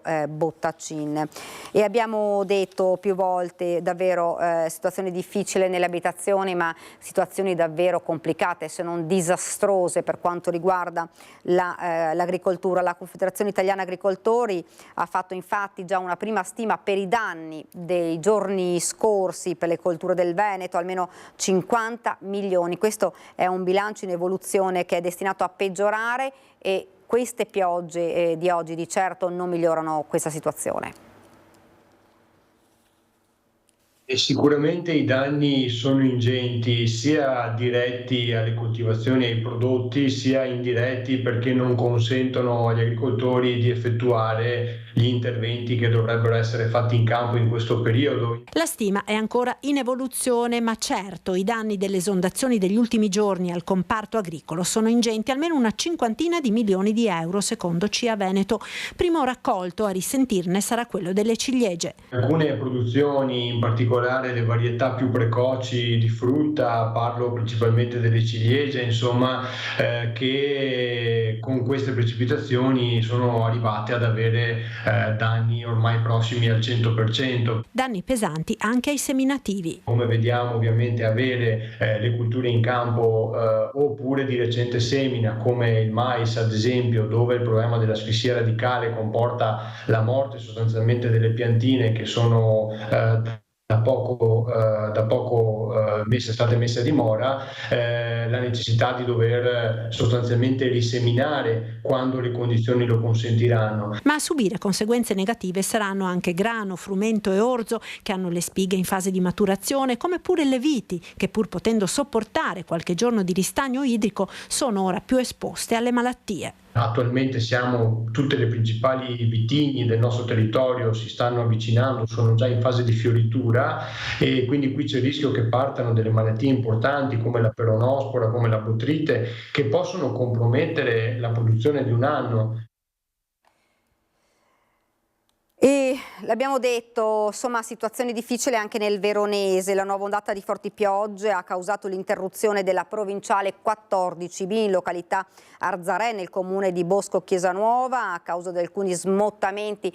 Fra l'altro l'abbiamo sentito anche dal nostro Lucio Zanato, proprio frane e smottamenti purtroppo sono davvero a rischio molte zone. Sul posto sono a lavoro i vigili del fuoco e la ditta incaricata per le manutenzioni stradali della provincia. Scuole chiuse per precauzione in 3 comuni della Val d'Alpone, Montecchia di Crosara, San Giovanni Ilarione e Vestananova. Questa dunque la notizia che riguarda il Veronese. Io vedo sullo schermo la nostra Chiara Gaiani. Chiara, buongiorno, dove ti trovi? Daniela, buongiorno, sono a Megliadino San Vitale con la consigliera delegata della Protezione Civile della provincia di Padova, Daniela Bordin, scusi, ho avuto un attimo un lapsus, perdonatemi, e con l'ex funzionario comunale di questo comune, del comune vicino, Megliadino San Fidenzio, Renzo Ortolan, con il collega Federico Cibotto che ringrazio. Ecco, questa dove ci troviamo in questo momento è un'area golenale, solitamente qui non c'è acqua, vedete si è trasformata in un lago enorme, alle nostre spalle il Fratta, i cui livelli in queste ore stanno crescendo ed è questo il punto della provincia di Padova in cui l'emergenza, l'allerta è maggiore. Ci conferma questo Daniela Bordin? Sì, allora il Fratta purtroppo permane su livelli elevati e come tale quindi non permette o comunque permette in parte lo scarico delle acque che vediamo in questa zona all'interno del fiume del Fratta. Tra l'altro il Fratta riceve anche le acque dal bacino di laminazione di Montebello, che ovviamente è un altro tema laddove il Genio Civile, quindi la regione, lo utilizza per poter accogliere le acque che poi arrivano dal Vicentino e dal Veronese, insomma, quindi è tutto un concatenarsi di carico e scarico che ovviamente va a dare e a sollevare il territorio. In questo caso vediamo che il funzionamento delle idrovore che vediamo alle nostre spalle da parte che sono di competenza del consorzio di bonifica di Geuganeo permette di mantenere queste zone all'asciutto nel momento in cui e quindi scaricare l'acqua che naturalmente si formerebbe all'interno del fiume Fratta, e in questo caso ovviamente la campagna risulterebbe essere completamente asciutta con i campi coltivati. Purtroppo nel momento in cui, secondo il protocollo, i livelli del Fratta raggiungono determinati livelli, si diminuiscono la portata delle pompe, quindi dimezzano o azzerano, ed è quello che si è verificato nei giorni scorsi. Qui dove siamo in questo momento l'asciutto era allagato ieri? Sì, ieri questa strada era completamente allagata, quindi era un mare continuo tra le due, destra e sinistra di questa strada. La struttura ricettiva che vediamo davanti aveva nel giardino circa 70 centimetri d'acqua e ovviamente ha compromesso, non si poteva entrare. Adesso stamattina si è riuscito un attimo perché le pompe da ieri funzionano al 100% e hanno sicuramente dato sollievo a questa situazione. Ecco, chiediamo a Renzo Ortolan, che questa situazione anche dal punto di vista idrogeologico la conosce benissimo, questa è una parte bassa, ovviamente i problemi ci sono quando le quantità d'acqua sono eccezionali. Sì, giustamente quest'area è sempre asciutta quando in tempi normali o con piogge non eccezionali come quelle che sono avvenute qualche giorno fa. Un'altra volta è andata in sofferenza con la rottura del fiume Fracine che è avvenuta nel 2010. Attualmente una cosa del genere non si era mai vista negli anni precedenti, se non dobbiamo andare a più di 100 anni fa, nel 1904, quando ha rotto il fiume Fratta. Allora in quel momento sì, si è allagata tutta l'area. Naturalmente è passato un cittadino e voglio vedere, ha detto butta via quella foto del 1904, basta. Sì, in effetti è vero. Naturalmente in tempi normali questa è coltivata a seminativo, vengono coltivate qui barbabietole, mais, grano e tutte le altre culture normali, insomma. Ecco, chiediamo appunto a Daniela Bordin, che ha in mano la situazione di tutta la provincia di Padova, in realtà come delegato alla protezione civile. Ieri pomeriggio, vertice in prefettura, com'è la situazione nella sua provincia?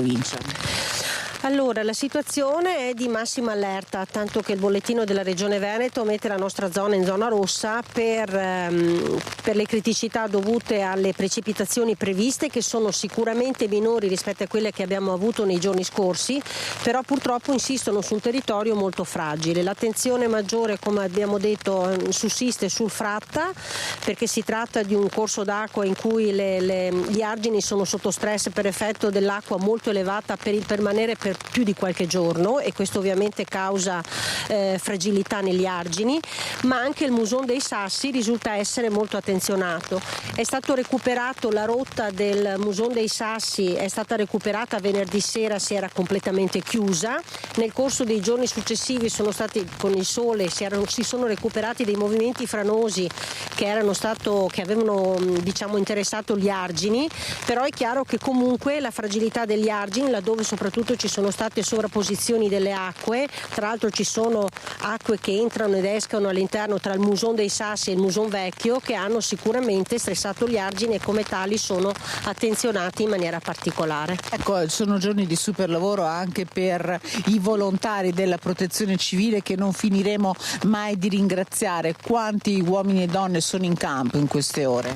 Allora, diciamo che nei 3 giorni, da mercoledì a venerdì, abbiamo avuto circa 2800 volontari che si sono susseguiti all'interno del territorio per cercare di dare una mano per quanto possibile, consapevoli che si tratta di lavorare in un mare molto ampio. Hanno continuato il lavoro nel corso del fine settimana in vista di questa appunto situazione di criticità che poteva emergere con le nuove perturbazioni, nel creare altre scorte di sacchi che abbiamo dislocato un po' su tutto il territorio della provincia. Bene, quindi insomma davvero vedete con le immagini di Federico Cibotto qual è la situazione, vi sta facendo anche vedere l'azienda, perché oltre all'azienda ricettiva a cui faceva riferimento avete anche dovuto evacuare un allevamento in queste ore.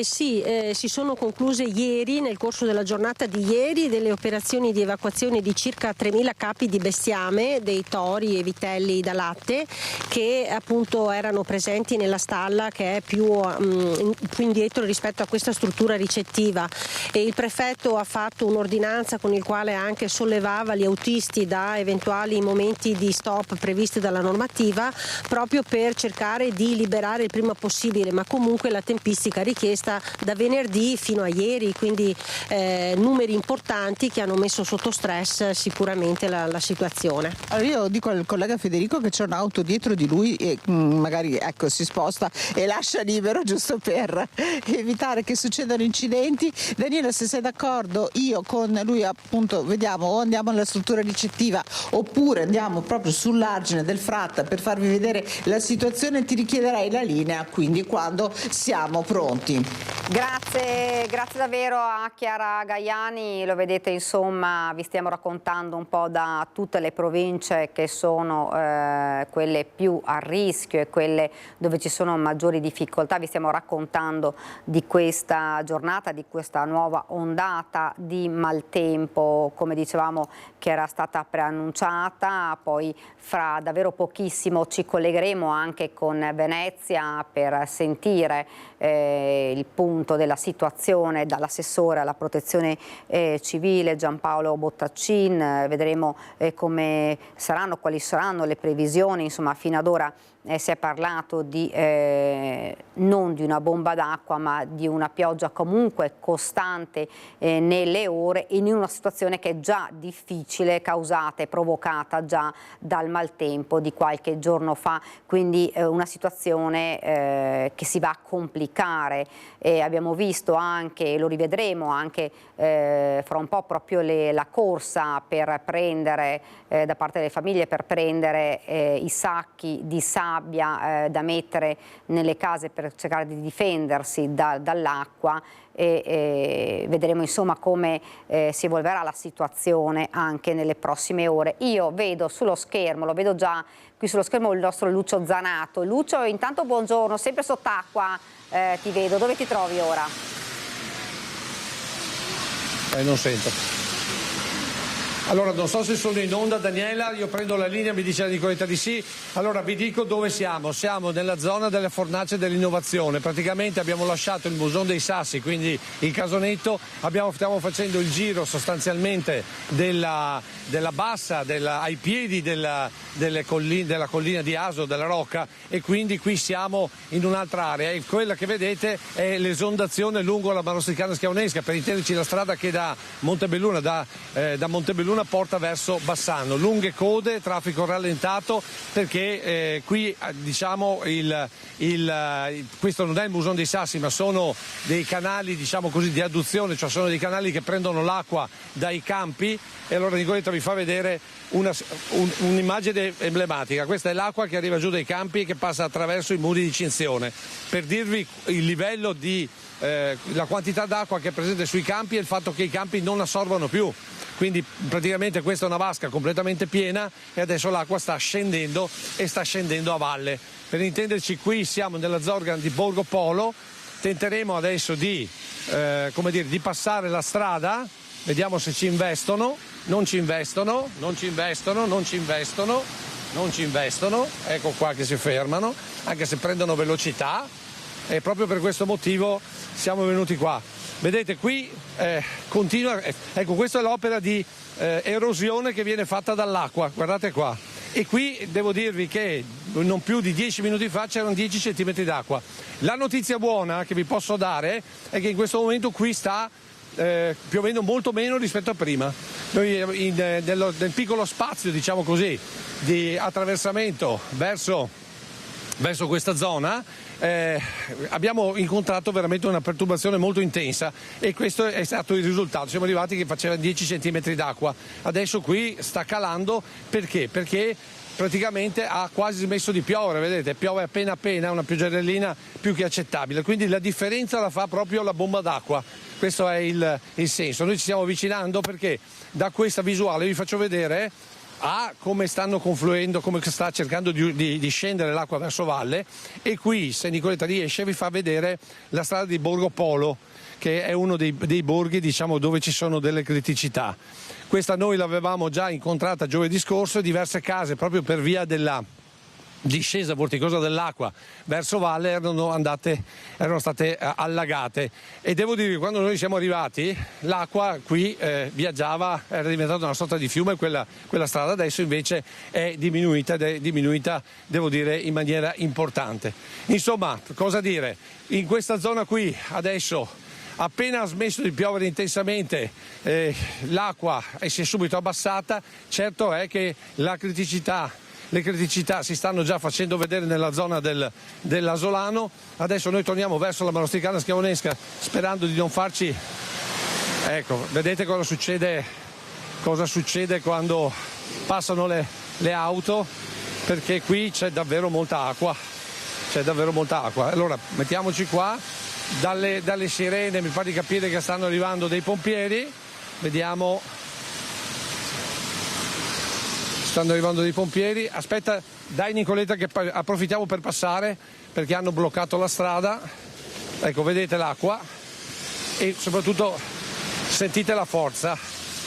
Guardate la forza dell'acqua. Adesso noi ne approfittiamo.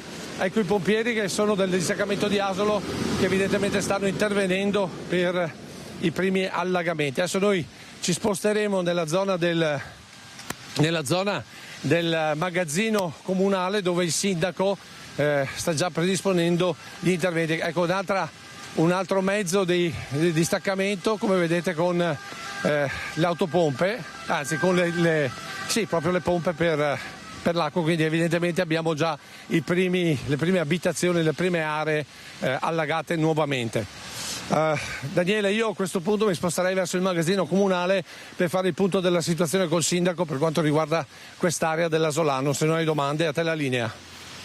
Grazie davvero a Lucio Zanato, avete visto immagini davvero impressionanti, acqua e fango, lo vedete, zone, acqua che sta crescendo, come diceva Lucio, insomma il nostro Lucio sta diminuendo l'intensità della pioggia, ma poi sentiremo davvero fra pochi minuti anche l'assessore Bottaccin che cosa ci dirà per le prossime ore. E proprio l'assessore Bottaccin ci aveva mandato questo video che è il bacino di Montebello, guardate, lo hanno aperto, guardate le immagini, guardate l'intensità, guardate l'acqua, guardate com'è la situazione in questo momento. Questo lo dico solo, il bacino di Montebello, sono stati aperti già da questa mattina altri 3 bacini e impianti che stanno andando davvero in maniera importante un po' in tutte le zone, l'abbiamo sentito anche dal presidente del consorzio nella zona di Portogruaro, tutta quella zona lì che in questo momento è sotto controllo. Noi però facciamo anche un passo indietro perché purtroppo lo sappiamo, i danni del maltempo e la conta dei danni si sta facendo proprio in questi giorni con l'ondata, la bomba d'acqua che è arrivata nelle ore scorse, nei giorni scorsi e nel Padovano i danni maggiori li hanno avuto le famiglie e le aziende a ridosso dell'argine del Muson a Campo San Piero, anche altre zone sono state interessate, tra queste l'oasi dei santuari antoniani. Andiamo a vedere.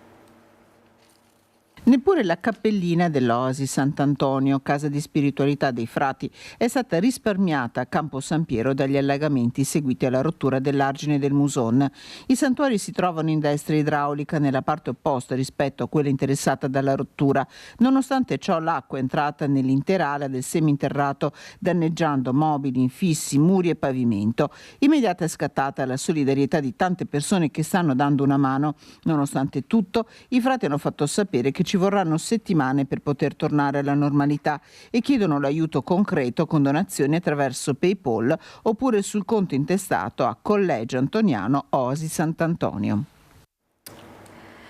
Ci fermiamo ancora qualche istante di pubblicità, poi torniamo a collegarci con i nostri colleghi che l'avete visto stanno girando in tutte le zone, in alcune situazioni, in alcuni comuni l'avete visto, insomma la situazione sta peggiorando. Quindi andremo a vedere con, già l'avete visto, i vigili del fuoco, protezione civile che sono al lavoro, i vigili del fuoco che stanno cominciando a girare un po' in tutte le province del Veneto, tante le chiamate, ci dicono purtroppo altre famiglie che sono tornate sott'acqua con garage sommersi, come nel caso l'abbiamo visto con il nostro Daniele Grabin, dove un cittadino desolato ci ha raccontato che ha già perso insomma le auto, non solo lui ma anche gli altri suoi condomini. Quindi vedremo insomma come sta evolvendo questa situazione, la racconteremo in diretta in questa nostra edizione straordinaria, quindi qualche istante di pubblicità, poi torniamo nuovamente in studio.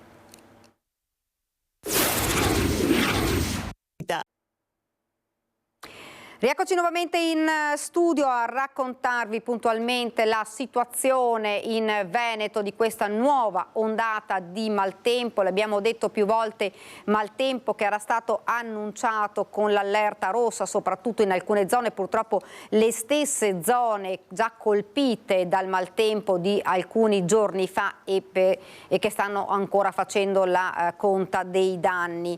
Una notizia che arriva adesso da Roma: usciremo dall'emergenza maltempo soltanto nei prossimi giorni. Lo ha detto il capo della Protezione Civile Fabrizio Curcio. Curcio ha fatto un appello alle popolazioni interessate a seguire le indicazioni delle autorità locali per evitare di mettersi in possibili situazioni di pericolo. Ovviamente si parla anche dei fiumi, di evitare di stare nelle vicinanze degli argini quando i fiumi salgono, evitando insomma quello che succede purtroppo spesso, magari di voler scattare una foto, però la situazione è difficile, l'acqua davvero sta rendendo viscide e davvero pericolosi gli argini, quindi evitare insomma alle persone di fermarsi in quelle zone, così come insomma l'abbiamo visto purtroppo con un incidente mortale nel Veronese a causa della pioggia, della strada resa viscida dalla pioggia, insomma di prestare davvero massima attenzione, perché ci sono strade come l'abbiamo visto, quella della Marosticana, che si stanno trasformando in fiumi di acqua e fango e stanno diventando davvero molto pericolose. Noi andiamo a Castelfranco perché lo vedo sul nostro schermo il nostro Christian Arboite. Christian, buongiorno. Sì, buongiorno di nuovo Daniele, anche da parte di Tommaso Migot. Per la parte tecnica ci siamo spostati in centro a Castelfranco, dove è l'ennesima giornata di emergenza. Poco fa ce l'ha detto chiaro e tondo il sindaco di Castelfranco Stefano Marcono, lo abbiamo incontrato al COC di via Lovara. Il Muson dei Sassi e la Venale sono ritornati a fare paura, molto paura, soprattutto la Venale che si trova a poche decine di metri in linea d'aria da qui. Come vedi, i negozianti, i commercianti che già sono stati duramente colpiti nei giorni scorsi stanno correndo ai ripari. Vedi i sacchi all'entrata delle varie attività commerciali che per l'appunto nei giorni scorsi sono finite sott'acqua, con decine e decine di migliaia di euro di danni, merce da buttare, scarpe, abbigliamento, generi alimentari. Quindi ti dico, siamo appena arrivati, ma l'umore qui a Castelfranco non è affatto buono, perché appunto sono stati giorni davvero difficili. Cerchiamo di parlare. Buongiorno, salve, siamo in diretta su Antenna 3. Sono giorni difficili per Castelfranco? Difficili, sì, molto difficili. Voi siete corsi ai ripari in qualche maniera, poi la lascio. Sì, stiamo andando a casa. Ciao. Grazie. Ecco, ovviamente c'è fretta, ci sono state lunghe file anche nella giornata di ieri al COC, alla Protezione Civile, dove per l'appunto sono stati riempiti questi sacchi, quintali e quintali di sabbia, centinaia di sacchi, come vedi con il logo della Protezione Civile. Diciamo che ci sono delle chiusure strada in corso. La zona è quella di via Regina Cornaro e anche quella di via Cazzaro, dove ci siamo recati poco fa con Tommaso Migot. Sentiamo anche questi signori. Signori, buongiorno, siamo in diretta su Antenna 3. Che giorni sono, che ore sono queste per Castelfranco? Molto difficile, perché questa mattina alle 8 ho portato mia figlia a scuola e già in via Verde cominciava a venire l'acqua. Il quartiere penso più difficile è qui. dove proprio c'è il ponte, l'acqua è già alta. Lipsia è un liceo che, insomma, una scuola professionale che ha grossi problemi. Quindi questo è il quadrante, diciamo, che nei giorni scorsi ha avuto maggiori problemi e che sta correndo ai ripari. La libreria ha avuto la peggio, credo. Il panificio si è salvato, l'hotel Moretto no, però la libreria ha avuto il peggio perché era tutto allagato. E infatti nei giorni scorsi lo abbiamo raccontato, insomma, l'apprensione in queste ore è... Questa mattina alle 8 anche i studenti non erano convinti di venire a scuola. Vediamo a luna certe zone. Ecco perché appunto l'emergenza è ancora in corso e si aspetta la piena dell'Avenale, soprattutto l'Avenale che fa paura. Speriamo di no. Grazie. Speriamo davvero di no. Buongiorno, salve. Lei è un turista. Ma come la trova questa Castelfranco ferita dalla pioggia, dal maltempo? Allora, io sono arrivato 2 giorni fa. Mio papà veniva da un paese vicino qui, vengo una volta all'anno qui più o meno, e sono stato stupito perché il mese di aprile sono stato all'Hotel Moretti. Vedere tutta questa acqua è stato qualcosa di un po' scioccante. L'Hotel Moreto, io sono un abituato del mercato, vedere tutta questa piazza con tanta acqua veramente non me l'aspettavo. Non se l'aspettava, grazie, la ringrazio davvero. E ci sta raggiungendo, è tutto live, Daniela, lo potete vedere, il signor Roberto, che è titolare della macelleria, è andato a prendere il pane sostanzialmente. Adesso andiamo con lui nel suo magazzino perché vuole controllare se appunto la pioggia di questi minuti sta facendo dei danni, perché il problema è l'interrato, sono i semi interrati, sono i magazzini che in questa zona sono appunto sotto strada. Signor Roberto, buongiorno, eccoci qua, l'abbiamo aspettata, non si preoccupi, siamo in diretta su Antenna 3 e noi la aspettiamo. Intanto, Daniela, continuiamo a documentarvi quello che sta accadendo. La pioggia è battente, il vallo attorno alle mura in questo momento non lo potete vedere, Daniela, è colmo d'acqua e quindi c'è paura anche su quel versante che, va detto, però nei giorni scorsi non aveva dato particolari problemi. I problemi questa volta sono arrivati appunto dall'interno, quindi dal corso dell'Avenale, come ci diceva poco fa appunto quella signora. Ci sono dei tombini nella piazza che non stanno rispondendo come dovrebbero, quindi anche qua poi, come vedi, si è tenuto regolarmente il mercato in forma ridotta perché ovviamente con la pioggia tante bancarelle, tanti ambulanti non si sono presentati, quindi diciamo nella giornata di oggi lo stesso sindaco Stefano Marcona ha ritenuto opportuno di non chiudere le scuole, ma appunto la situazione più critica è attesa per queste ore, per il primo pomeriggio. Ecco, il signor Roberto sta ovviamente servendo gli ultimi clienti e adesso dovrebbe accompagnarci per l'appunto verso il suo magazzino per documentare i danni. In attesa di Roberto, che si sta togliendo, ecco, la divisa. Ecco, signora Roberto, vediamo se Roberto, noi la stiamo aspettando, siamo in diretta. La situazione com'è dietro, perché siamo andati sotto di 1,80 m l'ultima giovedì sera. Adesso speriamo che le cose siano lì, se no sarebbe un dramma. Perché il tema qua sono i magazzini, la merce stoccata. E tutti i box delle macchine. Oltre 30 macchine sono andate via. 30 macchine? Parlano di 30 macchine, adesso io non sono stato là a contarle e a vederle, però adesso vi porto sul posto e vi rendete conto della situazione. Ecco, la pioggia è battente, non è un temporale ma è una pioggia costante. Tommaso, dimmi se hai bisogno di una mano, ce la fai? Grazie, grande Tommaso.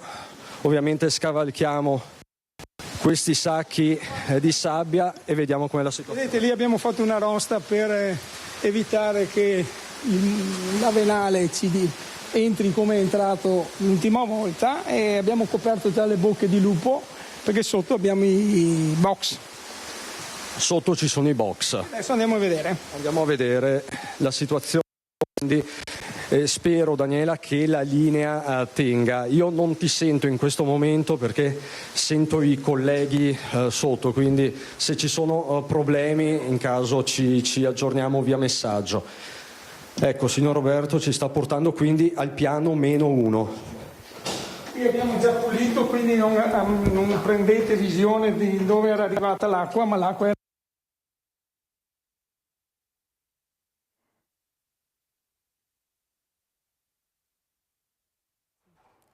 Abbiamo dei problemi con il nostro inviato Arboit, che stava cercando di raggiungere un luogo con un cittadino. Cercheremo di ricollegarci con lui, adesso magari ci messaggeremo perché è molto difficile il collegamento. Noi, scusate, ci spostiamo a Marostica, non so, sento la nostra Anna De Roberto. Anna. Sì, Alessandro Costacurta vi fa vedere la situazione, stiamo parlando con dei residenti che sono particolarmente allarmati. Allora Daniela, da circa mezz'ora è stato evacuato un asilo nido qui a Marostica ed è quello che vedete qui alle mie spalle. Vediamo se Alessandro riesce ad inquadrarlo, eccolo lì. Allora è stato evacuato, c'erano 47 bambini dai 3 ai 5 anni, situazione che stava diventando pericolosa, è stato evacuato, e questa notizia noi l'abbiamo scoperta quando abbiamo raggiunto il COC di Marostica, da cui avremmo dovuto farvi un collegamento, ma stavano partendo i pulmini della Protezione Civile per trarre in salvo i bambini e portarli a Palazzo Baggio, dove ora si trovano. Abbiamo anche incontrato il sindaco, guardate la situazione, qui con noi c'è un residente, buongiorno. Buongiorno. Leopoldo, buongiorno. Buongiorno. Guardi la telecamera, eccoci qua. Grazie. Allora, una situazione come questa mai vista, e non è solo questa. Sì, è una situazione che fa paura, vista già in passato, però oggi che il torrente è stato bonificato fa paura veramente.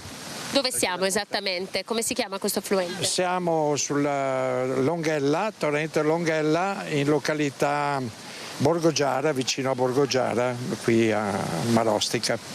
Più avanti, 100 metri, dove adesso Daniela vi portiamo, c'è un'altra situazione pesante perché dal San Benedetto sta scendendo acqua. Sì, è una situazione che si ripete spesso quando ci sono questi piovaschi forti. Dal San Benedetto scende su via Canale una acqua che va a prendere la sede stradale, insomma, invadere, allagare la sede stradale. Allora, grazie Leopoldo, noi adesso portiamo i telespettatori di Antena 3 a vedere San Benedetto. Alessandro, avanziamo di pochi metri, grazie Leopoldo, venite con noi. Allora, qui un po' più avanti vi facciamo vedere, questa è una passerella che attraversa l'affluente, quest'acqua va a finire tutta quanta nel Brenta. Ovviamente ci muoviamo piano perché guardate con che forza l'acqua scende, che di fatto è mista a fango, scende giù. Immaginate la paura per i genitori e per i bambini che hanno una scuola qui a nemmeno 200 metri da questo fiume. Davvero non so se le nostre telecamere riescono a rendere l'idea, ma è veramente impressionante. Scende con una forza e una violenza incredibile. Noi adesso facciamo questi 100 metri, come ci ha indicato il signor Leopoldo, vi portiamo a vedere quest'acqua che scende dal San Benedetto. Il sindaco di Marostica ha detto ai nostri microfoni, ha lanciato un messaggio ai genitori della scuola, dei bambini appunto che si trovano nella scuola, ha lanciato un messaggio dicendo: i vostri bambini stanno bene, non preoccupatevi, si trovano tutti a Palazzo Baggio. Però immaginate anche, come dire, l'apprensione di questi genitori che questa mattina hanno portato a scuola i loro bimbi, e c'è chi già qui inizia a chiedersi se forse non sarebbe stato il caso di tenere chiuse le scuole oggi qui nella zona di Marostica, così come tanti comuni nei giorni scorsi hanno scelto di fare, come ad esempio i comuni dell'Alta Padovana. Allora guardate, siamo arrivati, ringrazio davvero Alessandro Costacurta che mi sta seguendo da questa mattina. Vi facciamo vedere l'acqua e ci fermiamo qui sulla sede stradale. Protezione civile sono al lavoro con le squadre, il sindaco è dalle 6 di questa mattina in giro, eccolo qua, guardate.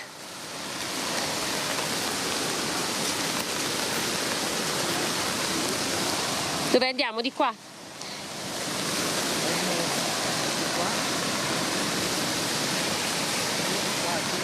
La seguiamo? Arrivare nel posto. Venga qui con me, Leopoldo. Daniela, abbiamo un super testimone. Allora, quindi l'acqua? Scende più avanti, fra poco, fra 100 metri, ci siamo arrivati sul posto dove scende da San Benedetto. Ma sono a rischio secondo lei queste abitazioni? Penso proprio di no, sì. C'era anche la polizia locale questa mattina? Sì, c'era anche la polizia locale. Adesso... Perché qui insomma le macchine corrono? Esatto, siamo arrivati ormai al posto dove quando piove spesso scende l'acqua appunto da San Benedetto, per cui è una cosa che succede. Allora, siamo lì in fondo. Siamo qui in fondo. Daniela, avete ancora qualche minuto da dedicarci, che così vi portiamo a vedere come l'acqua scende a San Benedetto. Allora, ci raccontava il signor Leopoldo, poi ce l'ha detto anche il sindaco, che tutta la zona sud di Marostica sta andando in sofferenza, le strade sono in sofferenza. Scaglie, San Vito, quelle zone che portano verso il Torresino, verso San Gaetano, quindi da Marostica verso Vicenza, insomma, sulla zona. Ma secondo lei non poteva essere utile chiudere le scuole con un'allerta rossa, come dire, diramata così tanto tempo fa? Ma sono situazioni un po' particolari perché sono bombe che possono accadere magari qua e poi a 3 chilometri di distanza, per cui...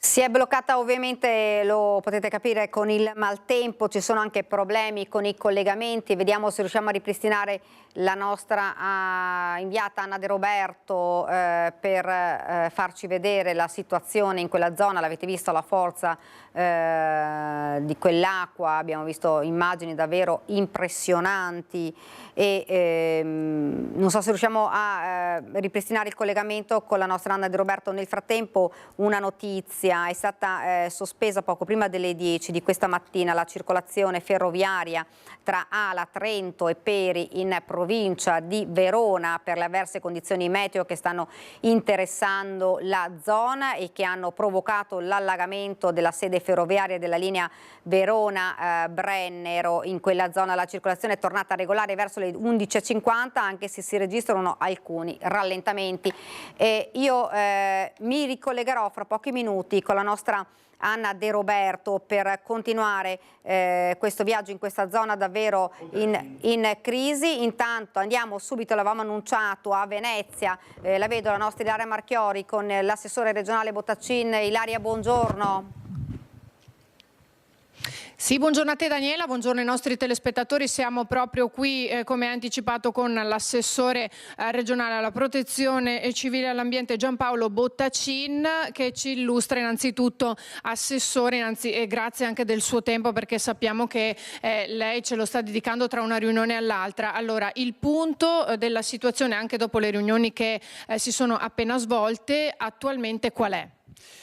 Diciamo che come da previsione sta attraversando il Veneto un evento meteo, una perturbazione che ha iniziato a interessare il nostro territorio a partire dall'area sud-occidentale, quindi provincia di Verona e provincia di Vicenza, a partire dalle ultime ore della giornata di ieri e le prime ore della giornata di oggi, con precipitazioni anche molto intense, perché abbiamo superato anche i 160 mm puntuali nell'Alto Vicentino. E adesso il fenomeno si sta spostando verso nord-est come avevamo previsto. Diciamo che situazioni di particolare criticità non ne sono state segnalate, se non situazioni appunto puntuali che sono in fase di risoluzione, che vengono affrontate in modo particolare nella zona di Marostica, nella zona di Asolo, però non abbiamo avuto segnalazioni rilevantissime. Sono stati evacuati due edifici scolastici, due istituti, uno nel comune di Roncade ma a scopo precauzionale e preventivo, non perché ci siano stati eventi, e uno a Marostica.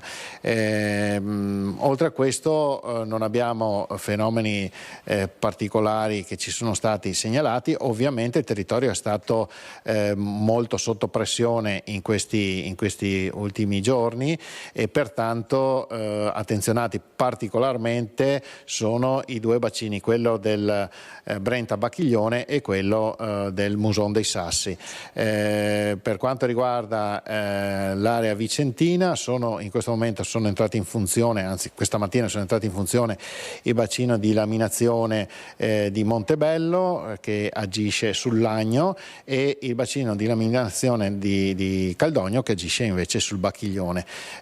Ovviamente l'attenzione deve essere massima perché è vero che il fenomeno meteo andrà ad esaurirsi entro la serata, ma è altrettanto vero che poi il transito dei colmi di piena lungo tutte le aste fluviali fino alla foce vengono particolarmente attenzionate.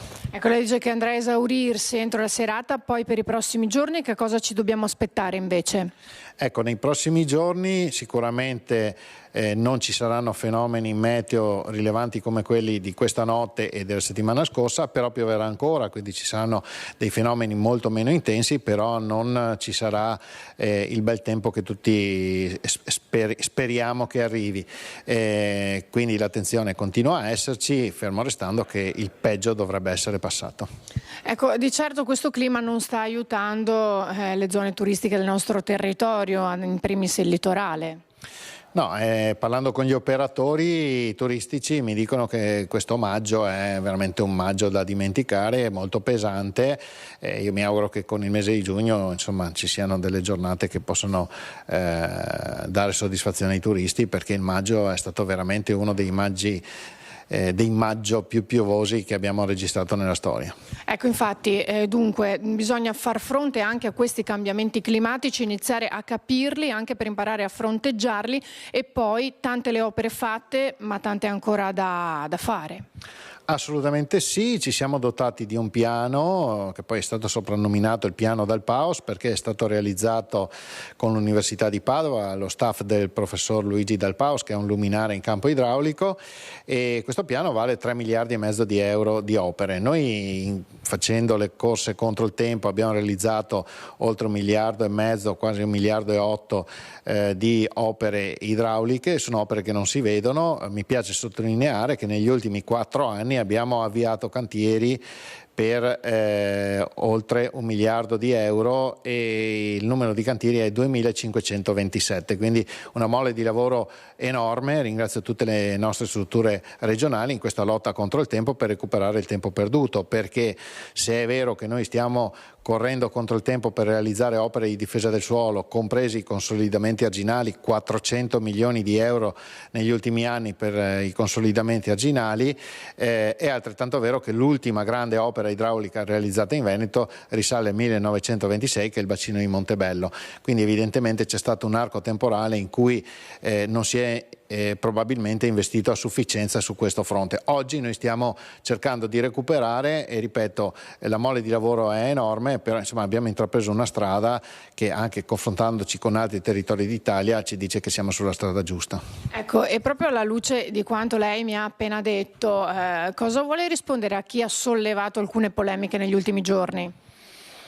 Ma guardi, io ho sentito dire che il bollettino giallo non andava bene perché dovevano succedere piccole cose. In realtà io ricordo a tutti che con il giallo possono esserci anche dei morti, questo lo dice la normativa nazionale, con l'arancione ancora di più, tant'è che nella prima giornata alla sera, quando abbiamo visto che il meteo peggiorava, e ricordo che le previsioni meteo non sono per definizione certezze, perché se no si chiamerebbero certezze meteo, e quando abbiamo visto la situazione peggiorava abbiamo emesso il bollettino arancione che rappresenta una gravità rilevante. Vorrei ricordare che ieri in Emilia Romagna era tutto giallo, insomma abbiamo visto cosa è successo, no?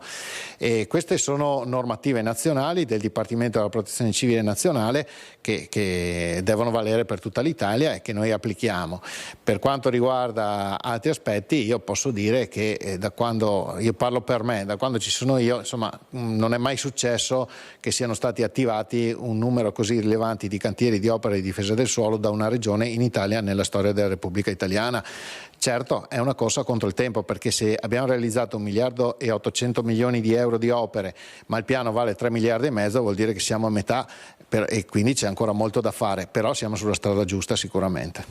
Ringrazio l'assessore Bottacin, è stato esaustivo, però se ci sono domande dallo studio, Daniela, altrimenti io restituisco la linea allo studio. Grazie davvero Ilaria, ovviamente richiedici la linea se ci saranno delle novità, noi siamo qui pronti. Grazie davvero Ilaria, grazie anche all'assessore alla protezione civile Giampaolo Bottacin, insomma avete sentito le sue parole. È una notizia che però arriva ora da Vicenza.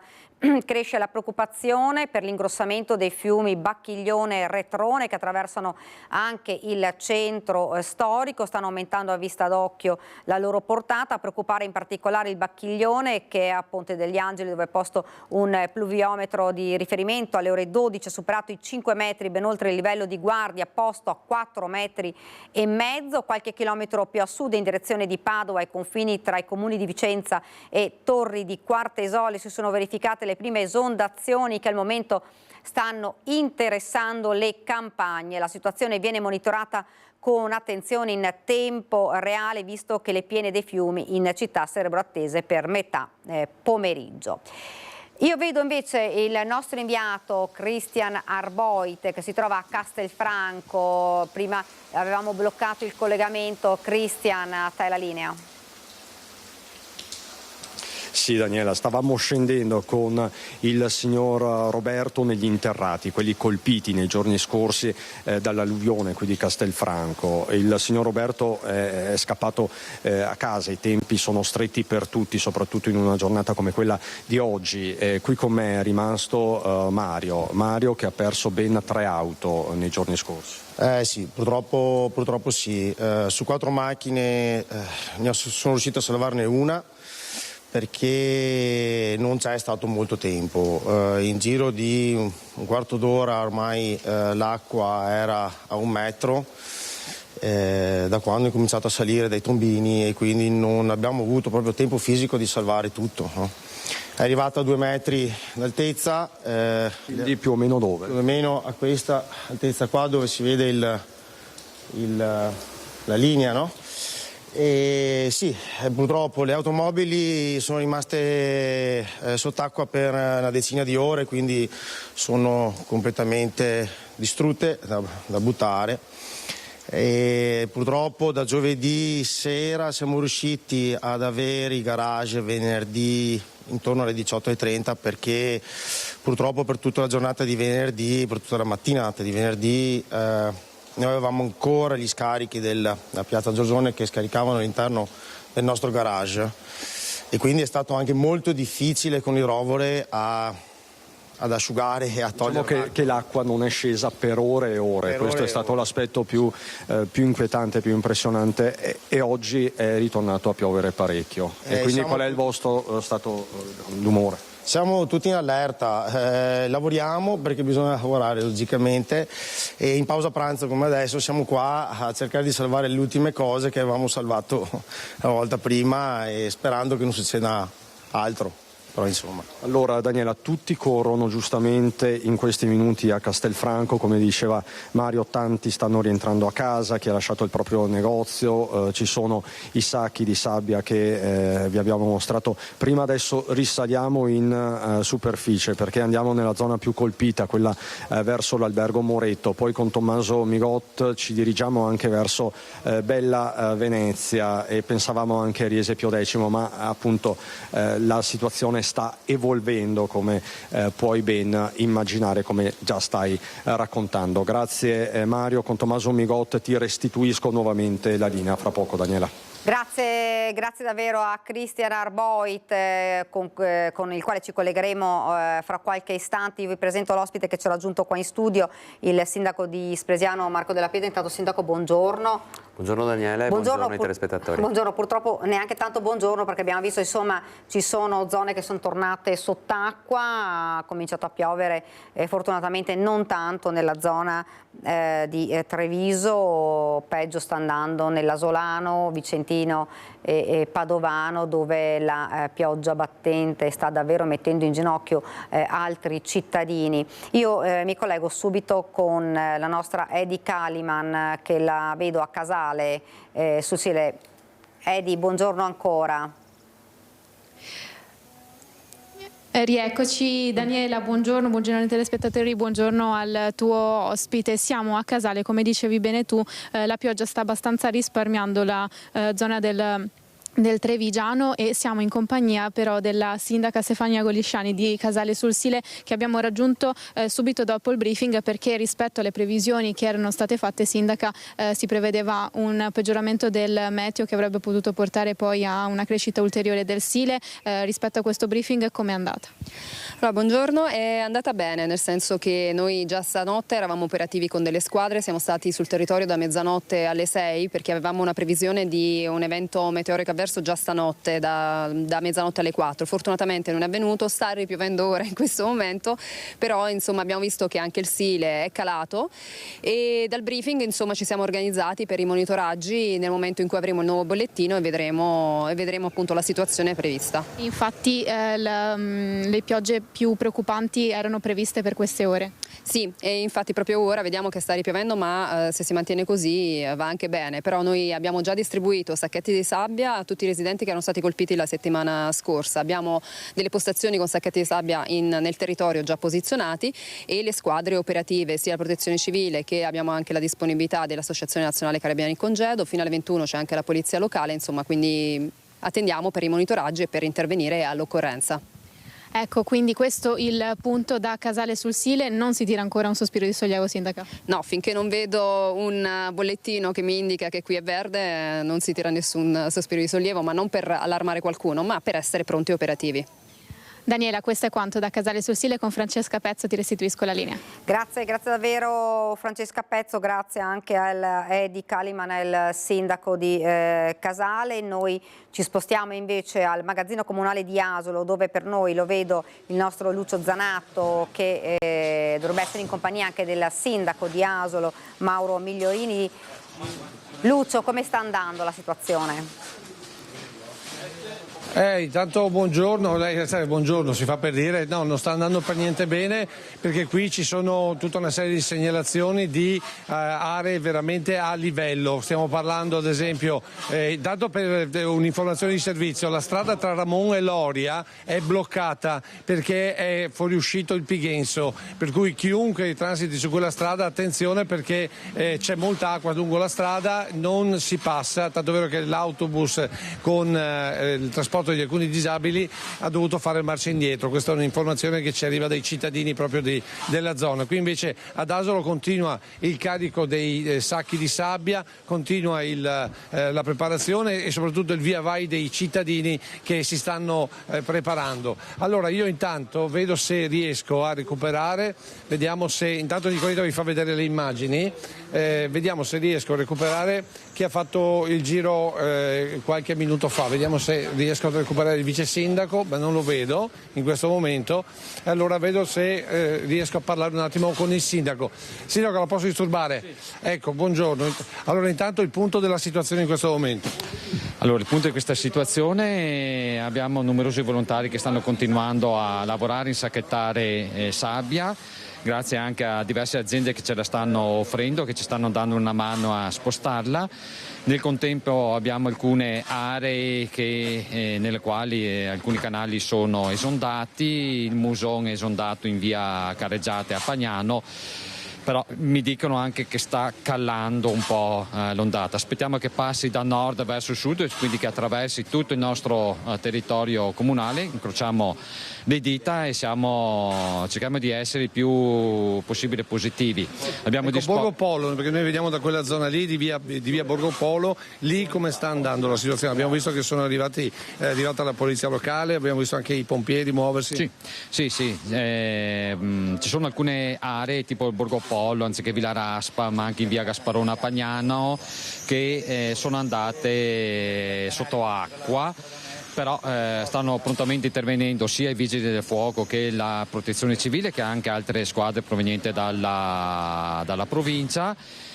Insomma, cerchiamo di fare del nostro meglio. Possiamo dire che c'è una quantità inferiore di case colpite in questo momento, perché ad esempio mi dicono che in via Sega è vero che l'acqua è cresciuta ed è entrata in strada, però i sacchi di sabbia, le paratie che sono state messe stanno cercando di tenere, quindi per il momento non sta arrivando l'acqua dentro i garage. Sì, questo è assolutamente vero. Come vedete c'è un via vai continuo di cittadini che vengono a prendere i sacchi di sabbia. Io mi auguro che le precipitazioni calino e riusciamo a salvarci. Ecco, qualche indicazione proprio ai cittadini che ci stanno ascoltando per capire come muoversi? Di stare lontano dai canali, dagli argini del torrente Muson o di altri canali, di non sostare lungo i ponti o lungo le strade e se possibile di non mettersi in viaggio. Altra cosa, permettetemi, con la dirigente scolastica abbiamo disposto la chiusura anticipata delle scuole, cioè anziché terminare alle 16 termina alle 13, cioè in questo momento. Ecco, un'altra cosa, se vedete l'acqua che sta arrivando e la paratia tiene fino a un certo punto, non fare gli eroi anche? Assolutamente, non abbiamo bisogno di eroi, abbiamo bisogno di gente di buon senso. Se l'acqua sale troppo velocemente si deve trovare rifugio salendo ai piani superiori. Ecco, quindi lasciamo perdere, perché poi una macchina, una bicicletta, qualcosa si recupera, una vita no, e quando l'acqua arriva soprattutto negli scantinati, abbiamo visto l'altro giorno si porta via direttamente proprio i portoni, li porta di scaravente in fondo dalla potenza. Assolutamente, quindi cerchiamo di avere buon senso e di ragionare anche in questi momenti di criticità. Ecco, l'ultima notizia, che notizia avete? Che notizia ha lei per quanto riguarda il tempo? Peggiorerà ulteriormente nelle prossime ore o c'è un punto dove si spera cominci a migliorare? Il bollettino ci dice che dalle 14 dovrebbe diminuire di intensità e tutti noi stiamo facendo gli scongiuri che sia realmente così. State contando i minuti, anzi stiamo contando i minuti. Stiamo contando i minuti, oltre che i sacchi di sabbia stiamo contando anche i minuti. Grazie Sindaco. Grazie a voi. A te Daniela. Grazie davvero Lucio Zanato, grazie anche al Sindaco. Sindaco Della Pietra, fortunatamente a Treviso e comunque nei comuni limitrofi la situazione è un po' più tranquilla, mentre ci sono zone che sono purtroppo tornate sott'acqua. Fa male vedere queste scene, ma ci stiamo abituando, l'abbiamo detto più volte, a questi cambiamenti climatici, a queste bombe d'acqua che arrivano un po' all'improvviso, ma in realtà anche annunciate. Purtroppo sì, è vero che comunque una ferita nell'intero territorio della Marca Trevigiana è una ferita per tutti, per cui la solidarietà che c'è tra comuni si dimostra in queste situazioni difficili. E io approfitto anche per ringraziare i ragazzi della mia protezione civile che nel maltempo precedente sono stati chiamati, sono stati impegnati a Castelfranco i primi 2 giorni e poi ad Asolo anche il terzo giorno a svuotare garage, insomma a lavorare per cercare di mettere in sicurezza e di sistemare, ecco, le zone più colpite. Per cui, ecco, non vuol dire che perché non sia arrivata a Spresiano non ci sia preoccupazione e soprattutto non ci sia un mutuo soccorso tra comuni e tra le protezioni civili, soprattutto dei comuni, che sono pronti a partire, ecco, a dare una mano dove c'è più bisogno. È chiaro che stavolta si è un po' più preparati rispetto alla volta scorsa, tuttavia non si riesce mai a sapere quale sia l'entità e soprattutto la forza di questi eventi. E permettetemi, non è una polemica affatto la mia, ma è una constatazione. Ormai stiamo andando sempre più verso questo tipo di fenomeni e purtroppo le strutture anche che fanno defluire l'acqua nei nostri territori sono strutture sottodimensionate rispetto a quelle che sono quella che è l'intensità, ecco, delle piogge e degli eventi atmosferici di questi nostri periodi, e per cui molto spesso, al netto chiaramente della tracimazione dei fiumi e degli eventi più importanti, abbiamo proprio un sistema che trasferisce le acque che non supporta un certo tipo di precipitazioni. Dovremmo, e lo discutevamo anche in un corso fatto poco tempo fa al centro studi con l'assessore Bottacin, che era in collegamento prima, dovremmo cominciare a pensare anche a costruire in maniera diversa questi sistemi.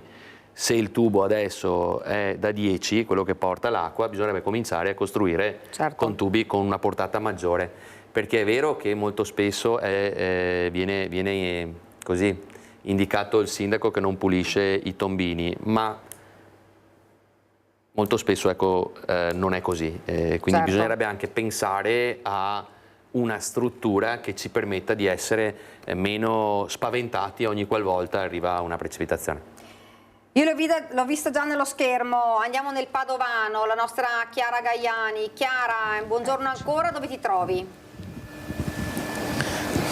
Allora, con il collega Federico Cibotto, Daniela, ci siamo spostati, siamo sempre nel territorio di Megliadino San Vitale, ci ha accompagnato anche Renzo Ortolan, che avete già conosciuto prima. Siamo venuti a vedere quello che inquadrava fino a 3 secondi fa Federico, era il Fratta. Il livello è impressionante, sulla mia sinistra abbiamo, la vostra destra, quindi l'idrovora Vampadore, vedete il bacino che è davanti all'idrovora ha sostanzialmente lo stesso livello del fiume. Ecco, lei così non l'aveva visto neanche nel 2010 il Fratta?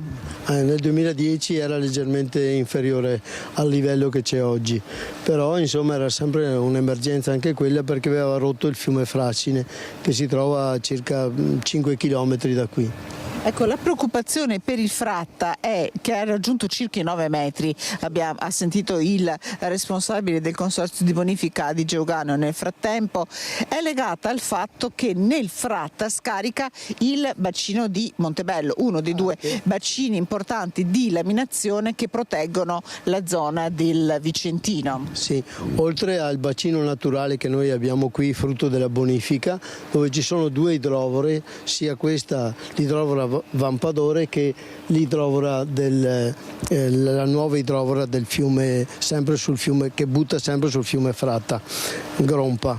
E quindi qui ci sono circa 350 ettari, 250 di proprietà comunale del comune di San Vitale e 100 ettari del comune di San Fidenzio, ora Borgo Veneto, che vengono coltivati a seminativo in tempi normali. In questo periodo naturalmente adesso vengono usati come bacino di laminazione. È un bacino di laminazione naturale, mi diceva, anche se questa terra è più alta rispetto al livello del mare, quindi il fatto, insomma, che ci sia così tanta acqua significa che davvero è stata una situazione eccezionale quella che si è verificata in questi giorni. Sì, attualmente il fiume Fratta è sui 9 metri sul livello del mare e deve andare a quota zero nel mare.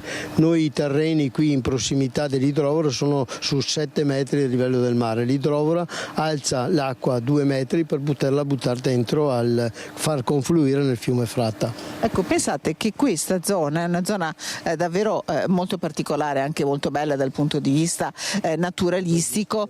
Qui vicino abbiamo anche l'Adige, ma in realtà Adige e Fratta non hanno nessun punto di confluenza, di congiunzione. Il Fratta è un fiume che corre a sé, ovviamente c'è tutta anche una rete sotterranea di travaso d'acqua, e venivamo da una stagione non siccitosa, ma insomma in cui già, essendo primavera ed essendo i terreni pronti per le lavorazioni, per le coltivazioni, i contadini avevano iniziato, gli agricoltori avevano iniziato ad irrigare i terreni. Ma senz'altro anche questo ha impedito che ci sia di far confluire qui tutta l'acqua proveniente dai comuni vicini, perché in pratica gli scoli, i canali erano già ostruiti o tenevano l'acqua a scopo irriguo. Ecco, gli farei fare un'ultima nota, poi vi restituisco la linea. Parlava appunto con il responsabile del consorzio. Tra le questioni che devono essere messe sul piatto, chiusa l'emergenza, c'è quella dello scavo dell'alveo di un fiume come il Fratta, che diventa un fiume fondamentale soprattutto perché riceve l'acqua del bacino di laminazione. L'alveo nel corso di questi anni, da quando è stato costruito adesso anche nel fiume Fratta, si è alzato un minimo di 4-5 metri. Naturalmente se fosse risezionato avrebbe una portata maggiore e alcuni convenienti potrebbero essere non eliminati ma sicuramente ridotti. Allora io ringrazio Renzo Ortolani e anche Federico Cibotto, che nel frattempo ha continuato a spostarvi per farvi vedere qual è la situazione. Daniela, per ora ti restituisco la linea. Davvero grazie a Chiara Gaiani, lo avete visto, poi continueremo questo viaggio nelle zone che sono più colpite. Io non so, vedo sullo schermo, non so se è il nostro Christian Arboit. Sì, lo vedo, Christian Arboit. Christian. Sì, Daniela. A te la linea. Allora Daniela, siamo ritornati in superficie con Tommaso Migot, siamo ancora sotto i portici a ridosso di piazza Giorgione. Qui con me il titolare del panificio che appunto in questi giorni insomma... diciamo che è da giovedì sera che... Oltre ad aver passato qua tutta la notte, è stata devastante, perché fra danni, tensione e tutto il resto siamo ben provati tutti quanti. Ecco. Ben provati tutti quanti e state correndo ai ripari sostanzialmente con questi sacchi di sabbia. Basteranno nell'eventualità? Speriamo bastino. L'altro giorno addirittura dall'altra parte ho messo della farina, quella che avevo in casa, quella potevo usufruire, che comunque ci ha salvato. Ci si arrangia come si può, insomma. Sì, indubbiamente non si può fare altro, ecco.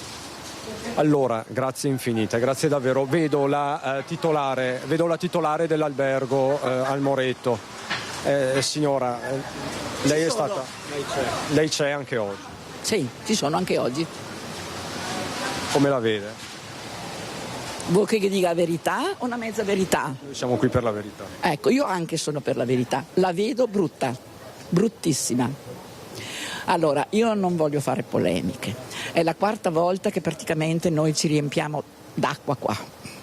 La quarta volta. Qua, dietro no, ma qua sì.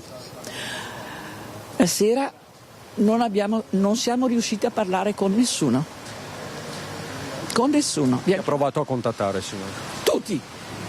Tutti, il sindaco, i vigili del fuoco, tutti, nessuno. Al mattino alle 7 abbiamo chiamato a Treviso, i vigili del fuoco di Treviso sono venuti giù meravigliosi e loro hanno chiamato perché mi ha detto: signora, con 2 metri di acqua in scantinato, vuol 2 giorni qua, abbiamo tante cose da fare. Ho avuto ragione. Sono venuti giù a Protezione Civile di Treviso, bravissimi anche loro. Alla sera noi eravamo...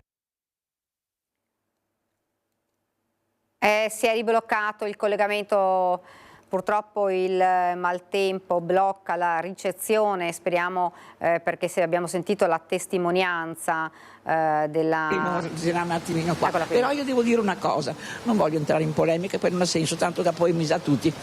Io devo dire grazie a tutti i ragazzi. Infatti ieri era qui con il collega perché lei ha ringraziato pubblicamente questi 4 ragazzi del rugby. Quelli sì, benissimo, ma anche altri che sono arrivati, meravigliosi. Io dico questo.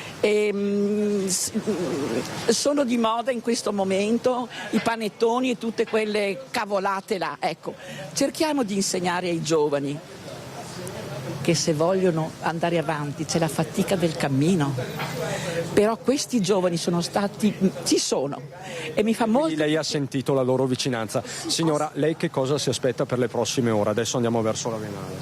Cosa che mi aspetta? Non lo so, forse anche tornare come prima. Sarebbe anche ora tornare alla normalità. Tornare alla normalità, perché veramente io guardi, ho fatto di tutto perché l'albergo funziona. Abbiamo fatto in modo che all'ospite non manchi niente, perché per noi è il nostro lavoro e quindi è giusto.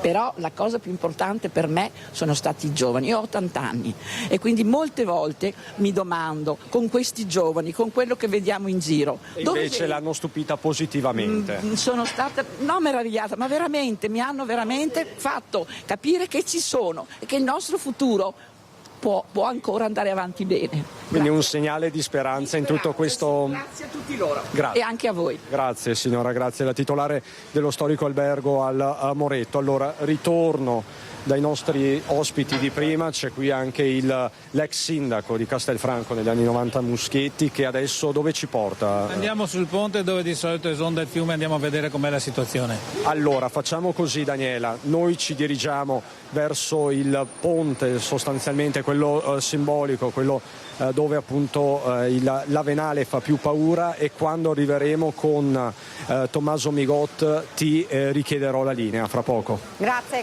davvero a Christian Arboit.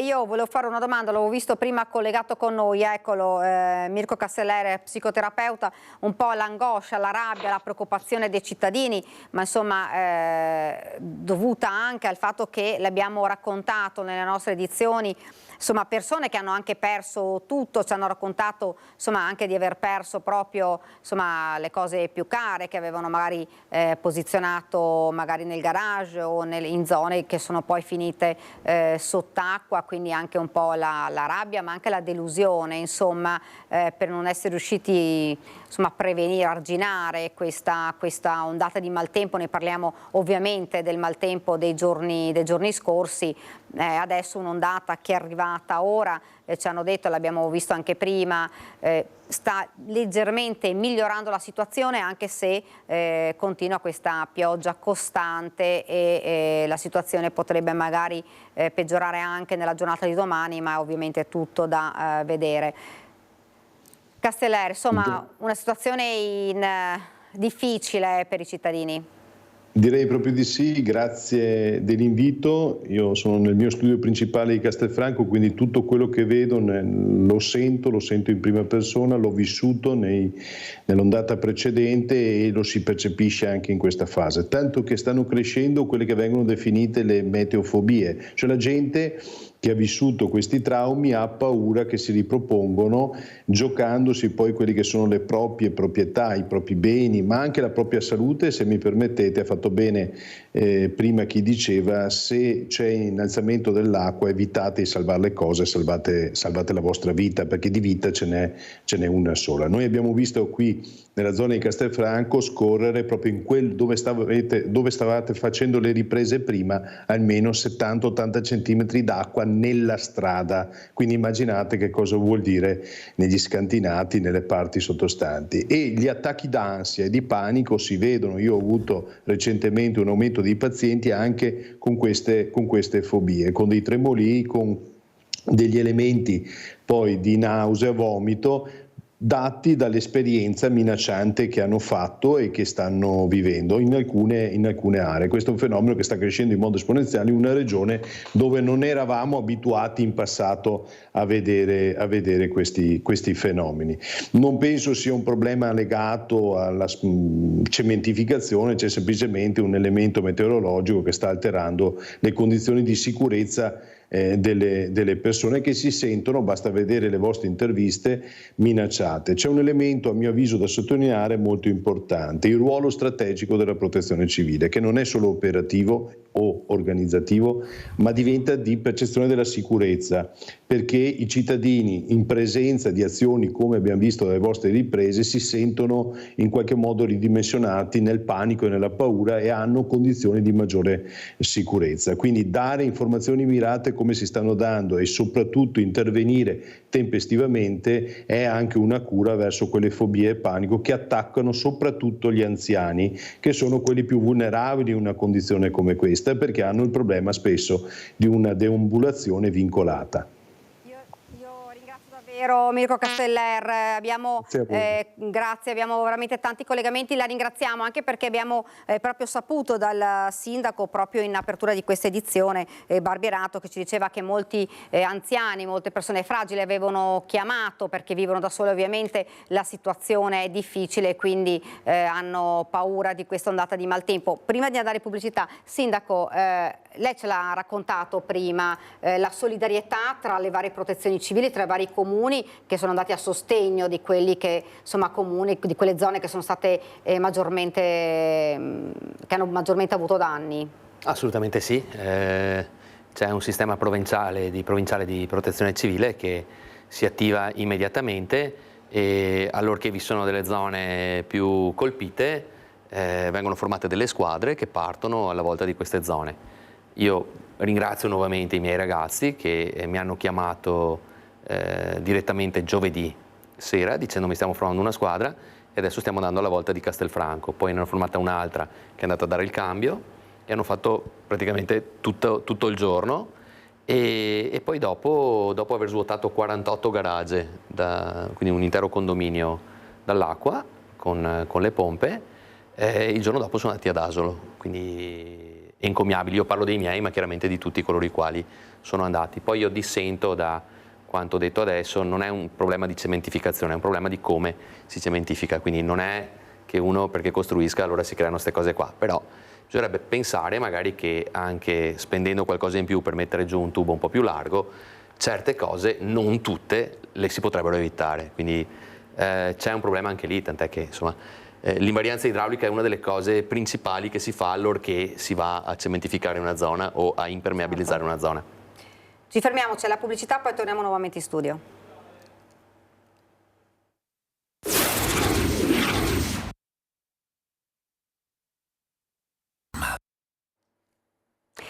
Siamo tornati nuovamente in studio per questa diretta sul maltempo. Avete visto i nostri inviati nelle varie zone, quelle dove maggiormente si sono registrati i problemi, nel Vicentino, nel Padovano, ma anche nella Marca, ad Asolo e Castelfranco.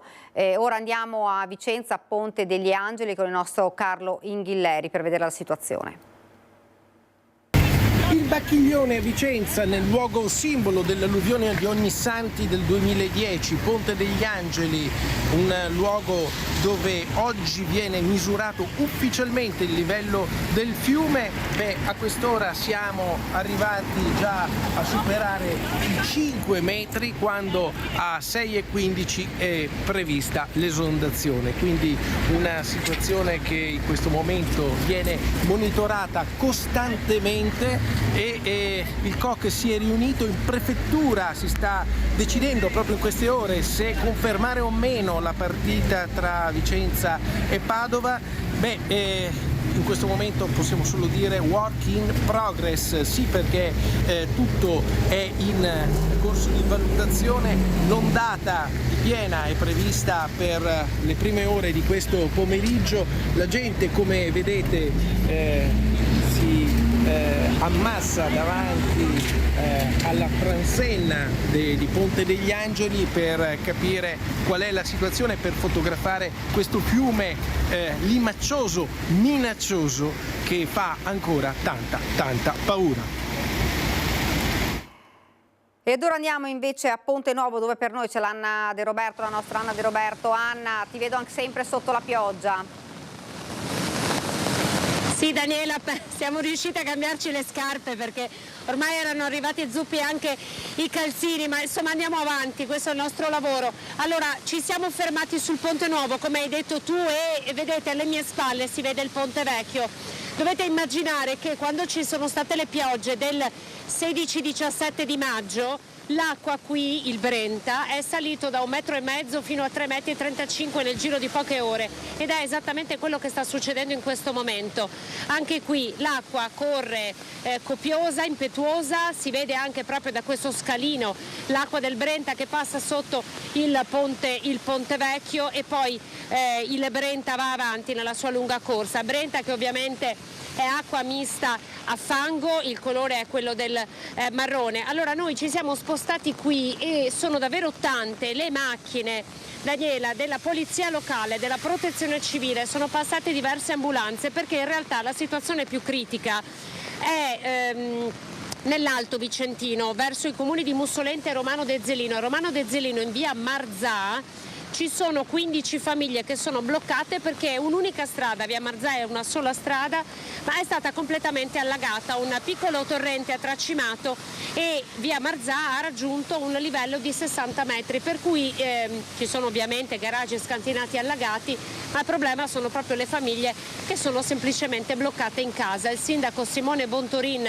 li ha già raggiunti, anche lui ci ha fatto sapere di essere tornato a casa per riuscire a cambiarsi, mettersi qualcosa d'asciutto, ed ora ritornerà. Ma quello che vedete sono un po' le immagini più impressionanti che possiamo mandarvi da Bassano del Grappa. Questo è il ponte simbolo, il simbolo degli alpini, il simbolo della città di Bassano, davvero il ponte simbolo di questo comune ai piedi del Grappa. E guardate il Brenta quali livelli ha raggiunto. Ricordo, da 1,50 m ai 3,35 m in circa un'ora e mezza. L'acqua scende giù e praticamente ha la forza di un torrente. Acqua mista a fango qui a Bassano del Grappa, questa è la situazione. Guardate, ovviamente l'acqua porta con sé tantissime ramaglie e detriti, e anche in queste ore noi stiamo raccogliendo diverse lamentele da parte dei cittadini che stiamo incontrando, che chiedono a forza la pulizia dei tombini, la pulizia degli argini, tutte situazioni che in qualche modo possono riuscire a prevenire situazioni in cui, come quelle di oggi, in cui l'acqua non riesce a defluire nella maniera corretta. Ecco Alessandro, guarda, questa è la macchina della polizia, guardate. Vedete, le forze dell'ordine comunque sono allertate, sono in giro. Poi tra l'altro, nonostante ci fosse questa allerta, se voi vedete sul Ponte Nuovo scorre il traffico come se fosse una giornata qualsiasi.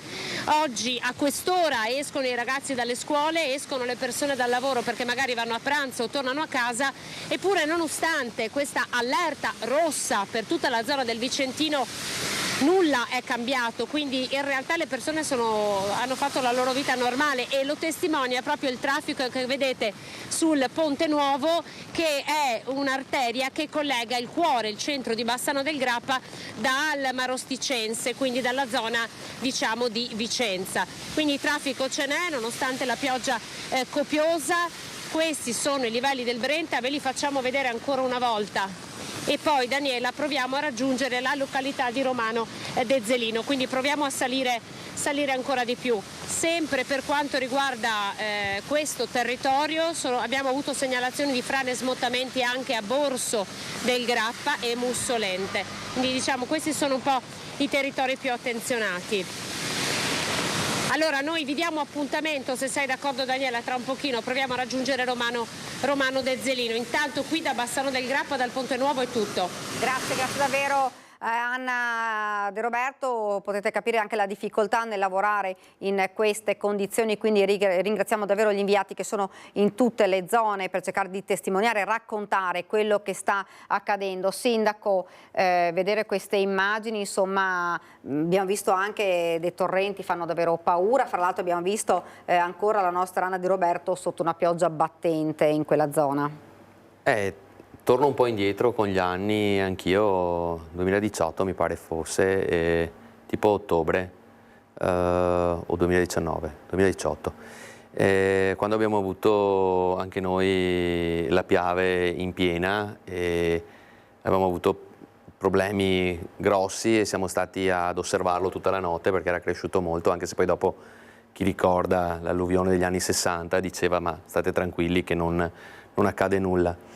Però ecco, sono momenti di tensione anche e soprattutto per gli amministratori. Io scusate se la vedo da questa parte, certo, perché i cittadini giustamente sono molto preoccupati, ma credetemi che anche essere amministratori in certe circostanze, certo, non è affatto semplice, anche perché si devono prendere delle decisioni, le decisioni vanno prese in maniera velocissima, per cui talvolta ecco, non sempre, certo, si prende la decisione migliore, però ecco, massima solidarietà, certo, a cittadini e anche amministratori di queste zone.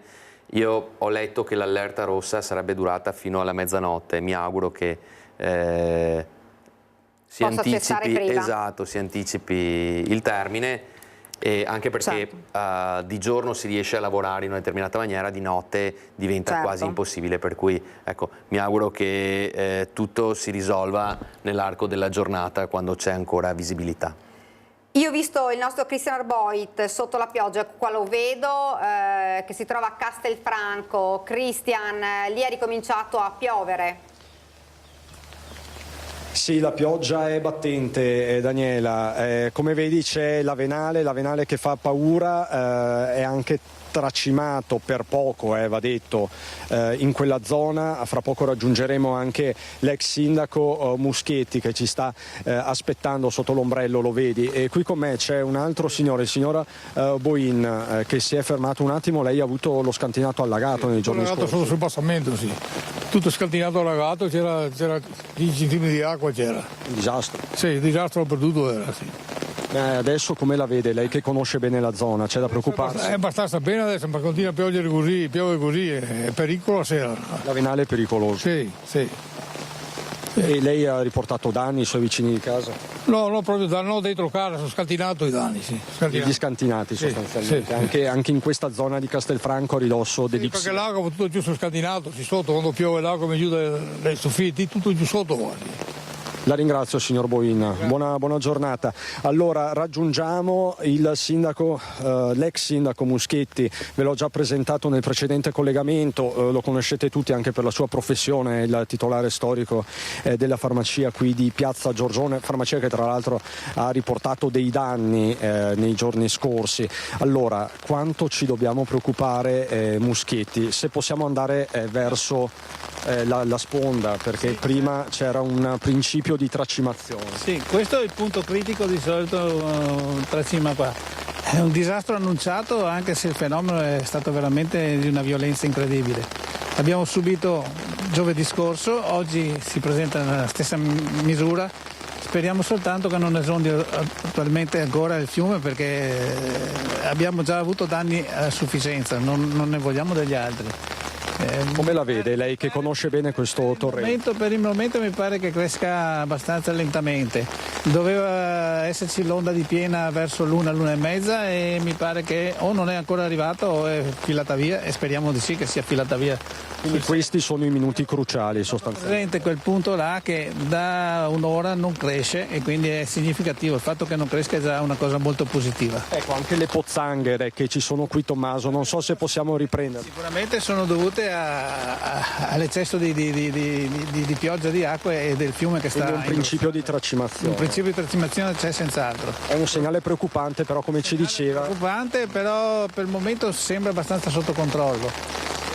E senta Muschetti, lei conosce molto bene questo territorio, è stato sindaco di Castelfranco, il primo sindaco eletto proprio con preferenza, no? Negli anni 90, sì. ma quindi lo conosce bene questo territorio.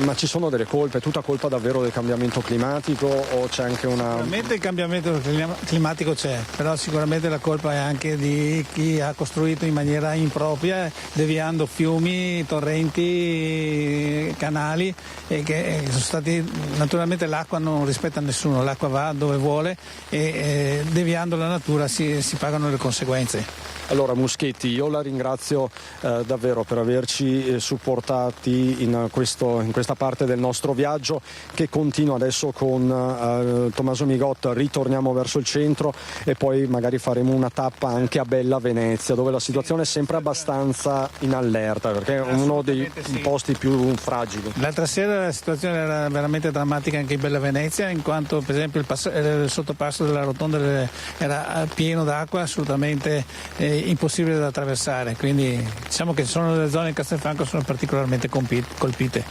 Grazie Muschetti, grazie davvero. Daniela, ti restituisco per il momento la linea con Tommaso Migot.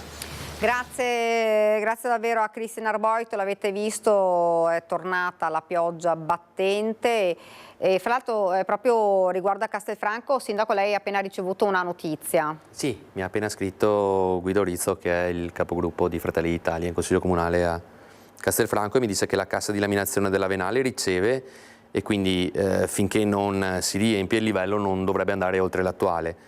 Il Muson è in crescita ed è prevista l'onda di piena tra circa 2 ore, quindi una notizia in diretta. Perfetto. Per cui attendiamo queste 2 ore sperando che tutto vada per il meglio. Esatto. E fra l'altro arriva la notizia anche dall'assessore Bottaccini, dice le precipitazioni accorse hanno portato ad un innalzamento del livello idrometrico soprattutto nei bacini idrografici del Bacchiglione, sistema Agno-Gua, e nei bacini di Chiampo e Alpone, ma anche nei bacini del Musone, di Astico, Brenta e Adige. Questa la notizia. Ora vediamo come sta andando nel Padovano i livelli dei fiumi, ce lo racconta il vice sindaco Andrea Michalizzi.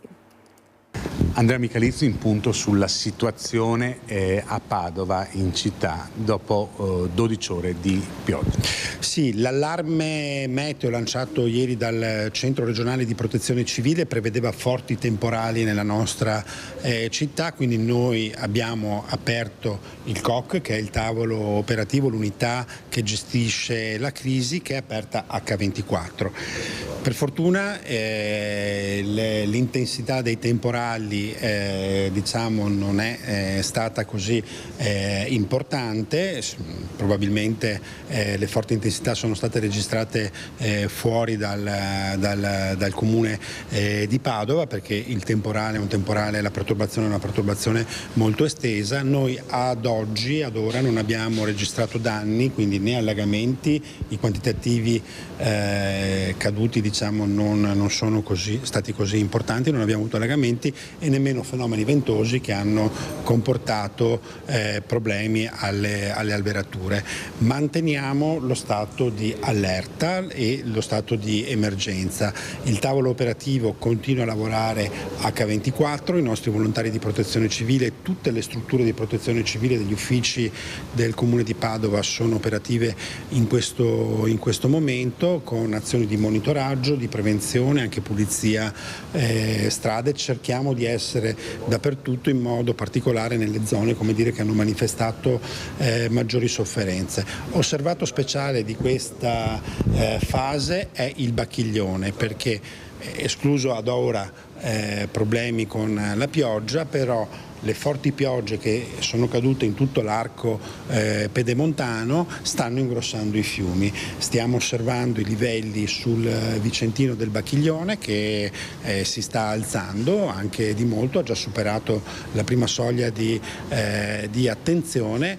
Il Genio Civile mi ha appena comunicato che apre il servizio di piena su Padova, quindi questo significa che il Genio Civile attua su Padova le prime manovre difensive, che sono la chiusura del Ponte dei Cavai al Bassanello per non far entrare le acque di piena dentro la città. Monitoreremo quindi in queste ore costantemente, in collegamento con Genio Civile e Consorzio di Bonifica, i livelli di Bacchiglione. Questa oggi è la cosa sulla quale dobbiamo fare attenzione. Quanta acqua è piovuta da mezzanotte a mezzogiorno? I quantitativi piovuti sono quantitativi che non ci hanno impensierito.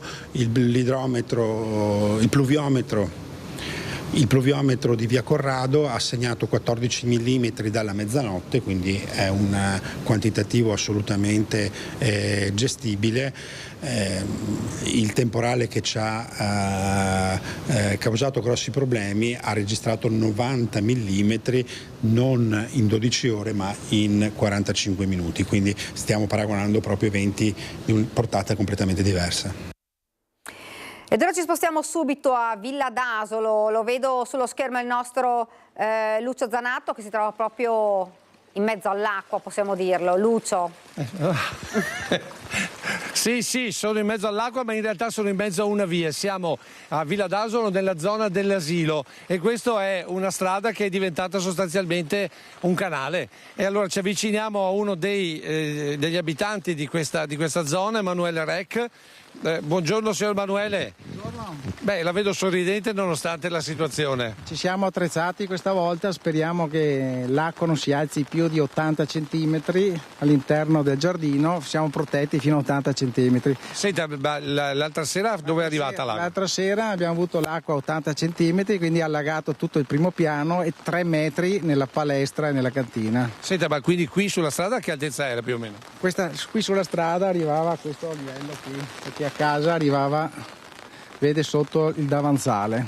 Senta, e adesso si sta ripetendo, ma qui qual è il problema secondo lei?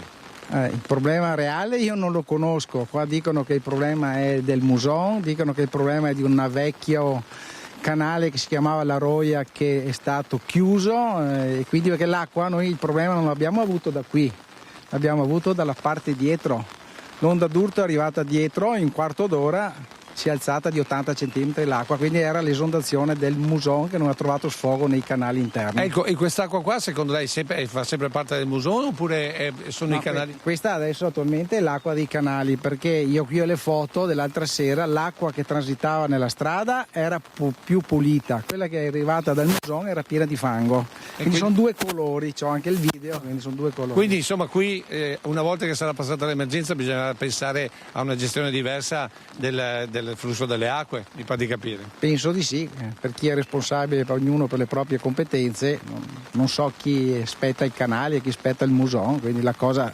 ormai da anni che piano piano la cosa sempre un po' di più, e stavolta è stata fatale perché anche qui nel condominio che vivono 40 famiglie, circa 40 macchine sono distrutte. Questo è il problema, anche gente. Ma adesso si sono attrezzati, forse l'acqua non sta entrando noi non so se riusciamo ad arrivare. Io non li vedo attrezzati in questo momento perché sacchi di sabbia non ne hanno a sufficienza, se si alza l'acqua ancora 30-40 cm, già se passa un camion che l'onda riesce a mandare dentro l'acqua, quindi è un problema adesso. Questa è la situazione, Daniela, qui a Villa d'Asolo, qui continua a piovere in maniera diciamo meno intensa rispetto a prima, ogni tanto aumenta, ogni tanto diminuisce, comunque la situazione è stabile il livello dell'acqua perché lo sto controllando. Ecco, da un'ora è stabile, quindi abbiamo proprio l'hygrometro in persona. Sì, io ho chiamato rinforzi per le 2:30, adesso mi arrivano 2 pompe, mi arrivano ancora sabbia, arrivano ancora pannelli e per affrontare questa emergenza dalle 2 alle 4 perché hanno detto che il problema sarà dalle 2 alle 4. Quindi... Esatto, abbiamo sentito prima che ci sarà praticamente la piena del Muson. Perché abbiamo lavorato 10 persone ininterrottamente giorno e notte senza mai dormire per 3 giorni, abbiamo riportato dentro i mobili e ci dispiacerebbe adesso fare un altro camion rimorchio. Ieri qui hanno ritirato un motrice rimorchio di cose rovinate. Sì, cose che abbiamo anche, di cui abbiamo dato conto anche noi perché sono veramente tanti i danni in questa zona dell'Asolano. Perché... Comunque per fortuna che hanno mantenuto la promessa che alle 5 ieri sera li hanno ritirati perché altrimenti se questi rifiuti rimanevano qua non so che problema creavano giù a valle. quindi è stato importante la logistica anche di Contarina. Contarina per fortuna è arrivata. Ecco, grazie della sua testimonianza e io adesso ti restituisco la linea qui da Villa d'Asolo. Grazie davvero a Lucio Zanato, grazie anche a quel cittadino per la testimonianza. L'avete visto, davvero una via che si è trasformata in un fiume di acqua e fango. La notizia arriva anche da Verona perché la polizia urbana di Verona comunica che è esondato un canale a Peri, frazione di Dolcè nel Veronese. Per questa ragione l'ANAS sta per chiudere la statale 12, dunque la notizia è che sta per chiudere, lo ripetiamo, la statale 12 perché è esondato un canale a Peri, frazione di Dolcè in provincia di Verona. Questa notizia importante per i cittadini, viene chiusa una statale. Sindaco, si pensava a un'ondata meno intensa, forse lo è, però abbiamo visto immagini come queste che arrivano da Villa d'Asolo, davvero sono una ferita per tutti. Assolutamente sì, forse si è semplicemente più preparati, ecco, rispetto alla scorsa, però l'intensità di questi fenomeni è incontrollabile chiaramente e quindi la speranza è che si risolva presto la situazione perché, ripeto, di giorno si riesce a lavorare, di notte diventa tutto più difficile e se dovesse perdurare anche per la nottata ci sarebbero sicuramente ulteriori problemi che, verissimo, dobbiamo pensare alle vite umane, però ecco, mi rendo anche conto dell'attaccamento che c'è anche magari in qualche ricordo che viene portato via dal maltempo, per cui capisco anche la tristezza delle persone anche proprio a livello emotivo, oltre che nel veder chiaramente rovinati anni di sacrifici. Io vi faccio vedere queste immagini che ci arrivano dai vigili del fuoco. Guardate, davvero immagini impressionanti, ovviamente vi daremo conto nelle prossime ore di questa, guardate che disastro, un'immagine che arrivano adesso dai vigili del fuoco, tante le situazioni critiche, l'abbiamo visto nel Veronese, è stata chiusa una strada statale per l'esondazione di un torrente. La pioggia continua a cadere in maniera battente, quindi insomma la situazione purtroppo in questo momento non sta migliorando, si spera che tutto si possa concludere nella giornata di oggi, però ovviamente c'è solo da sperare, Sindaco, solo da sperare.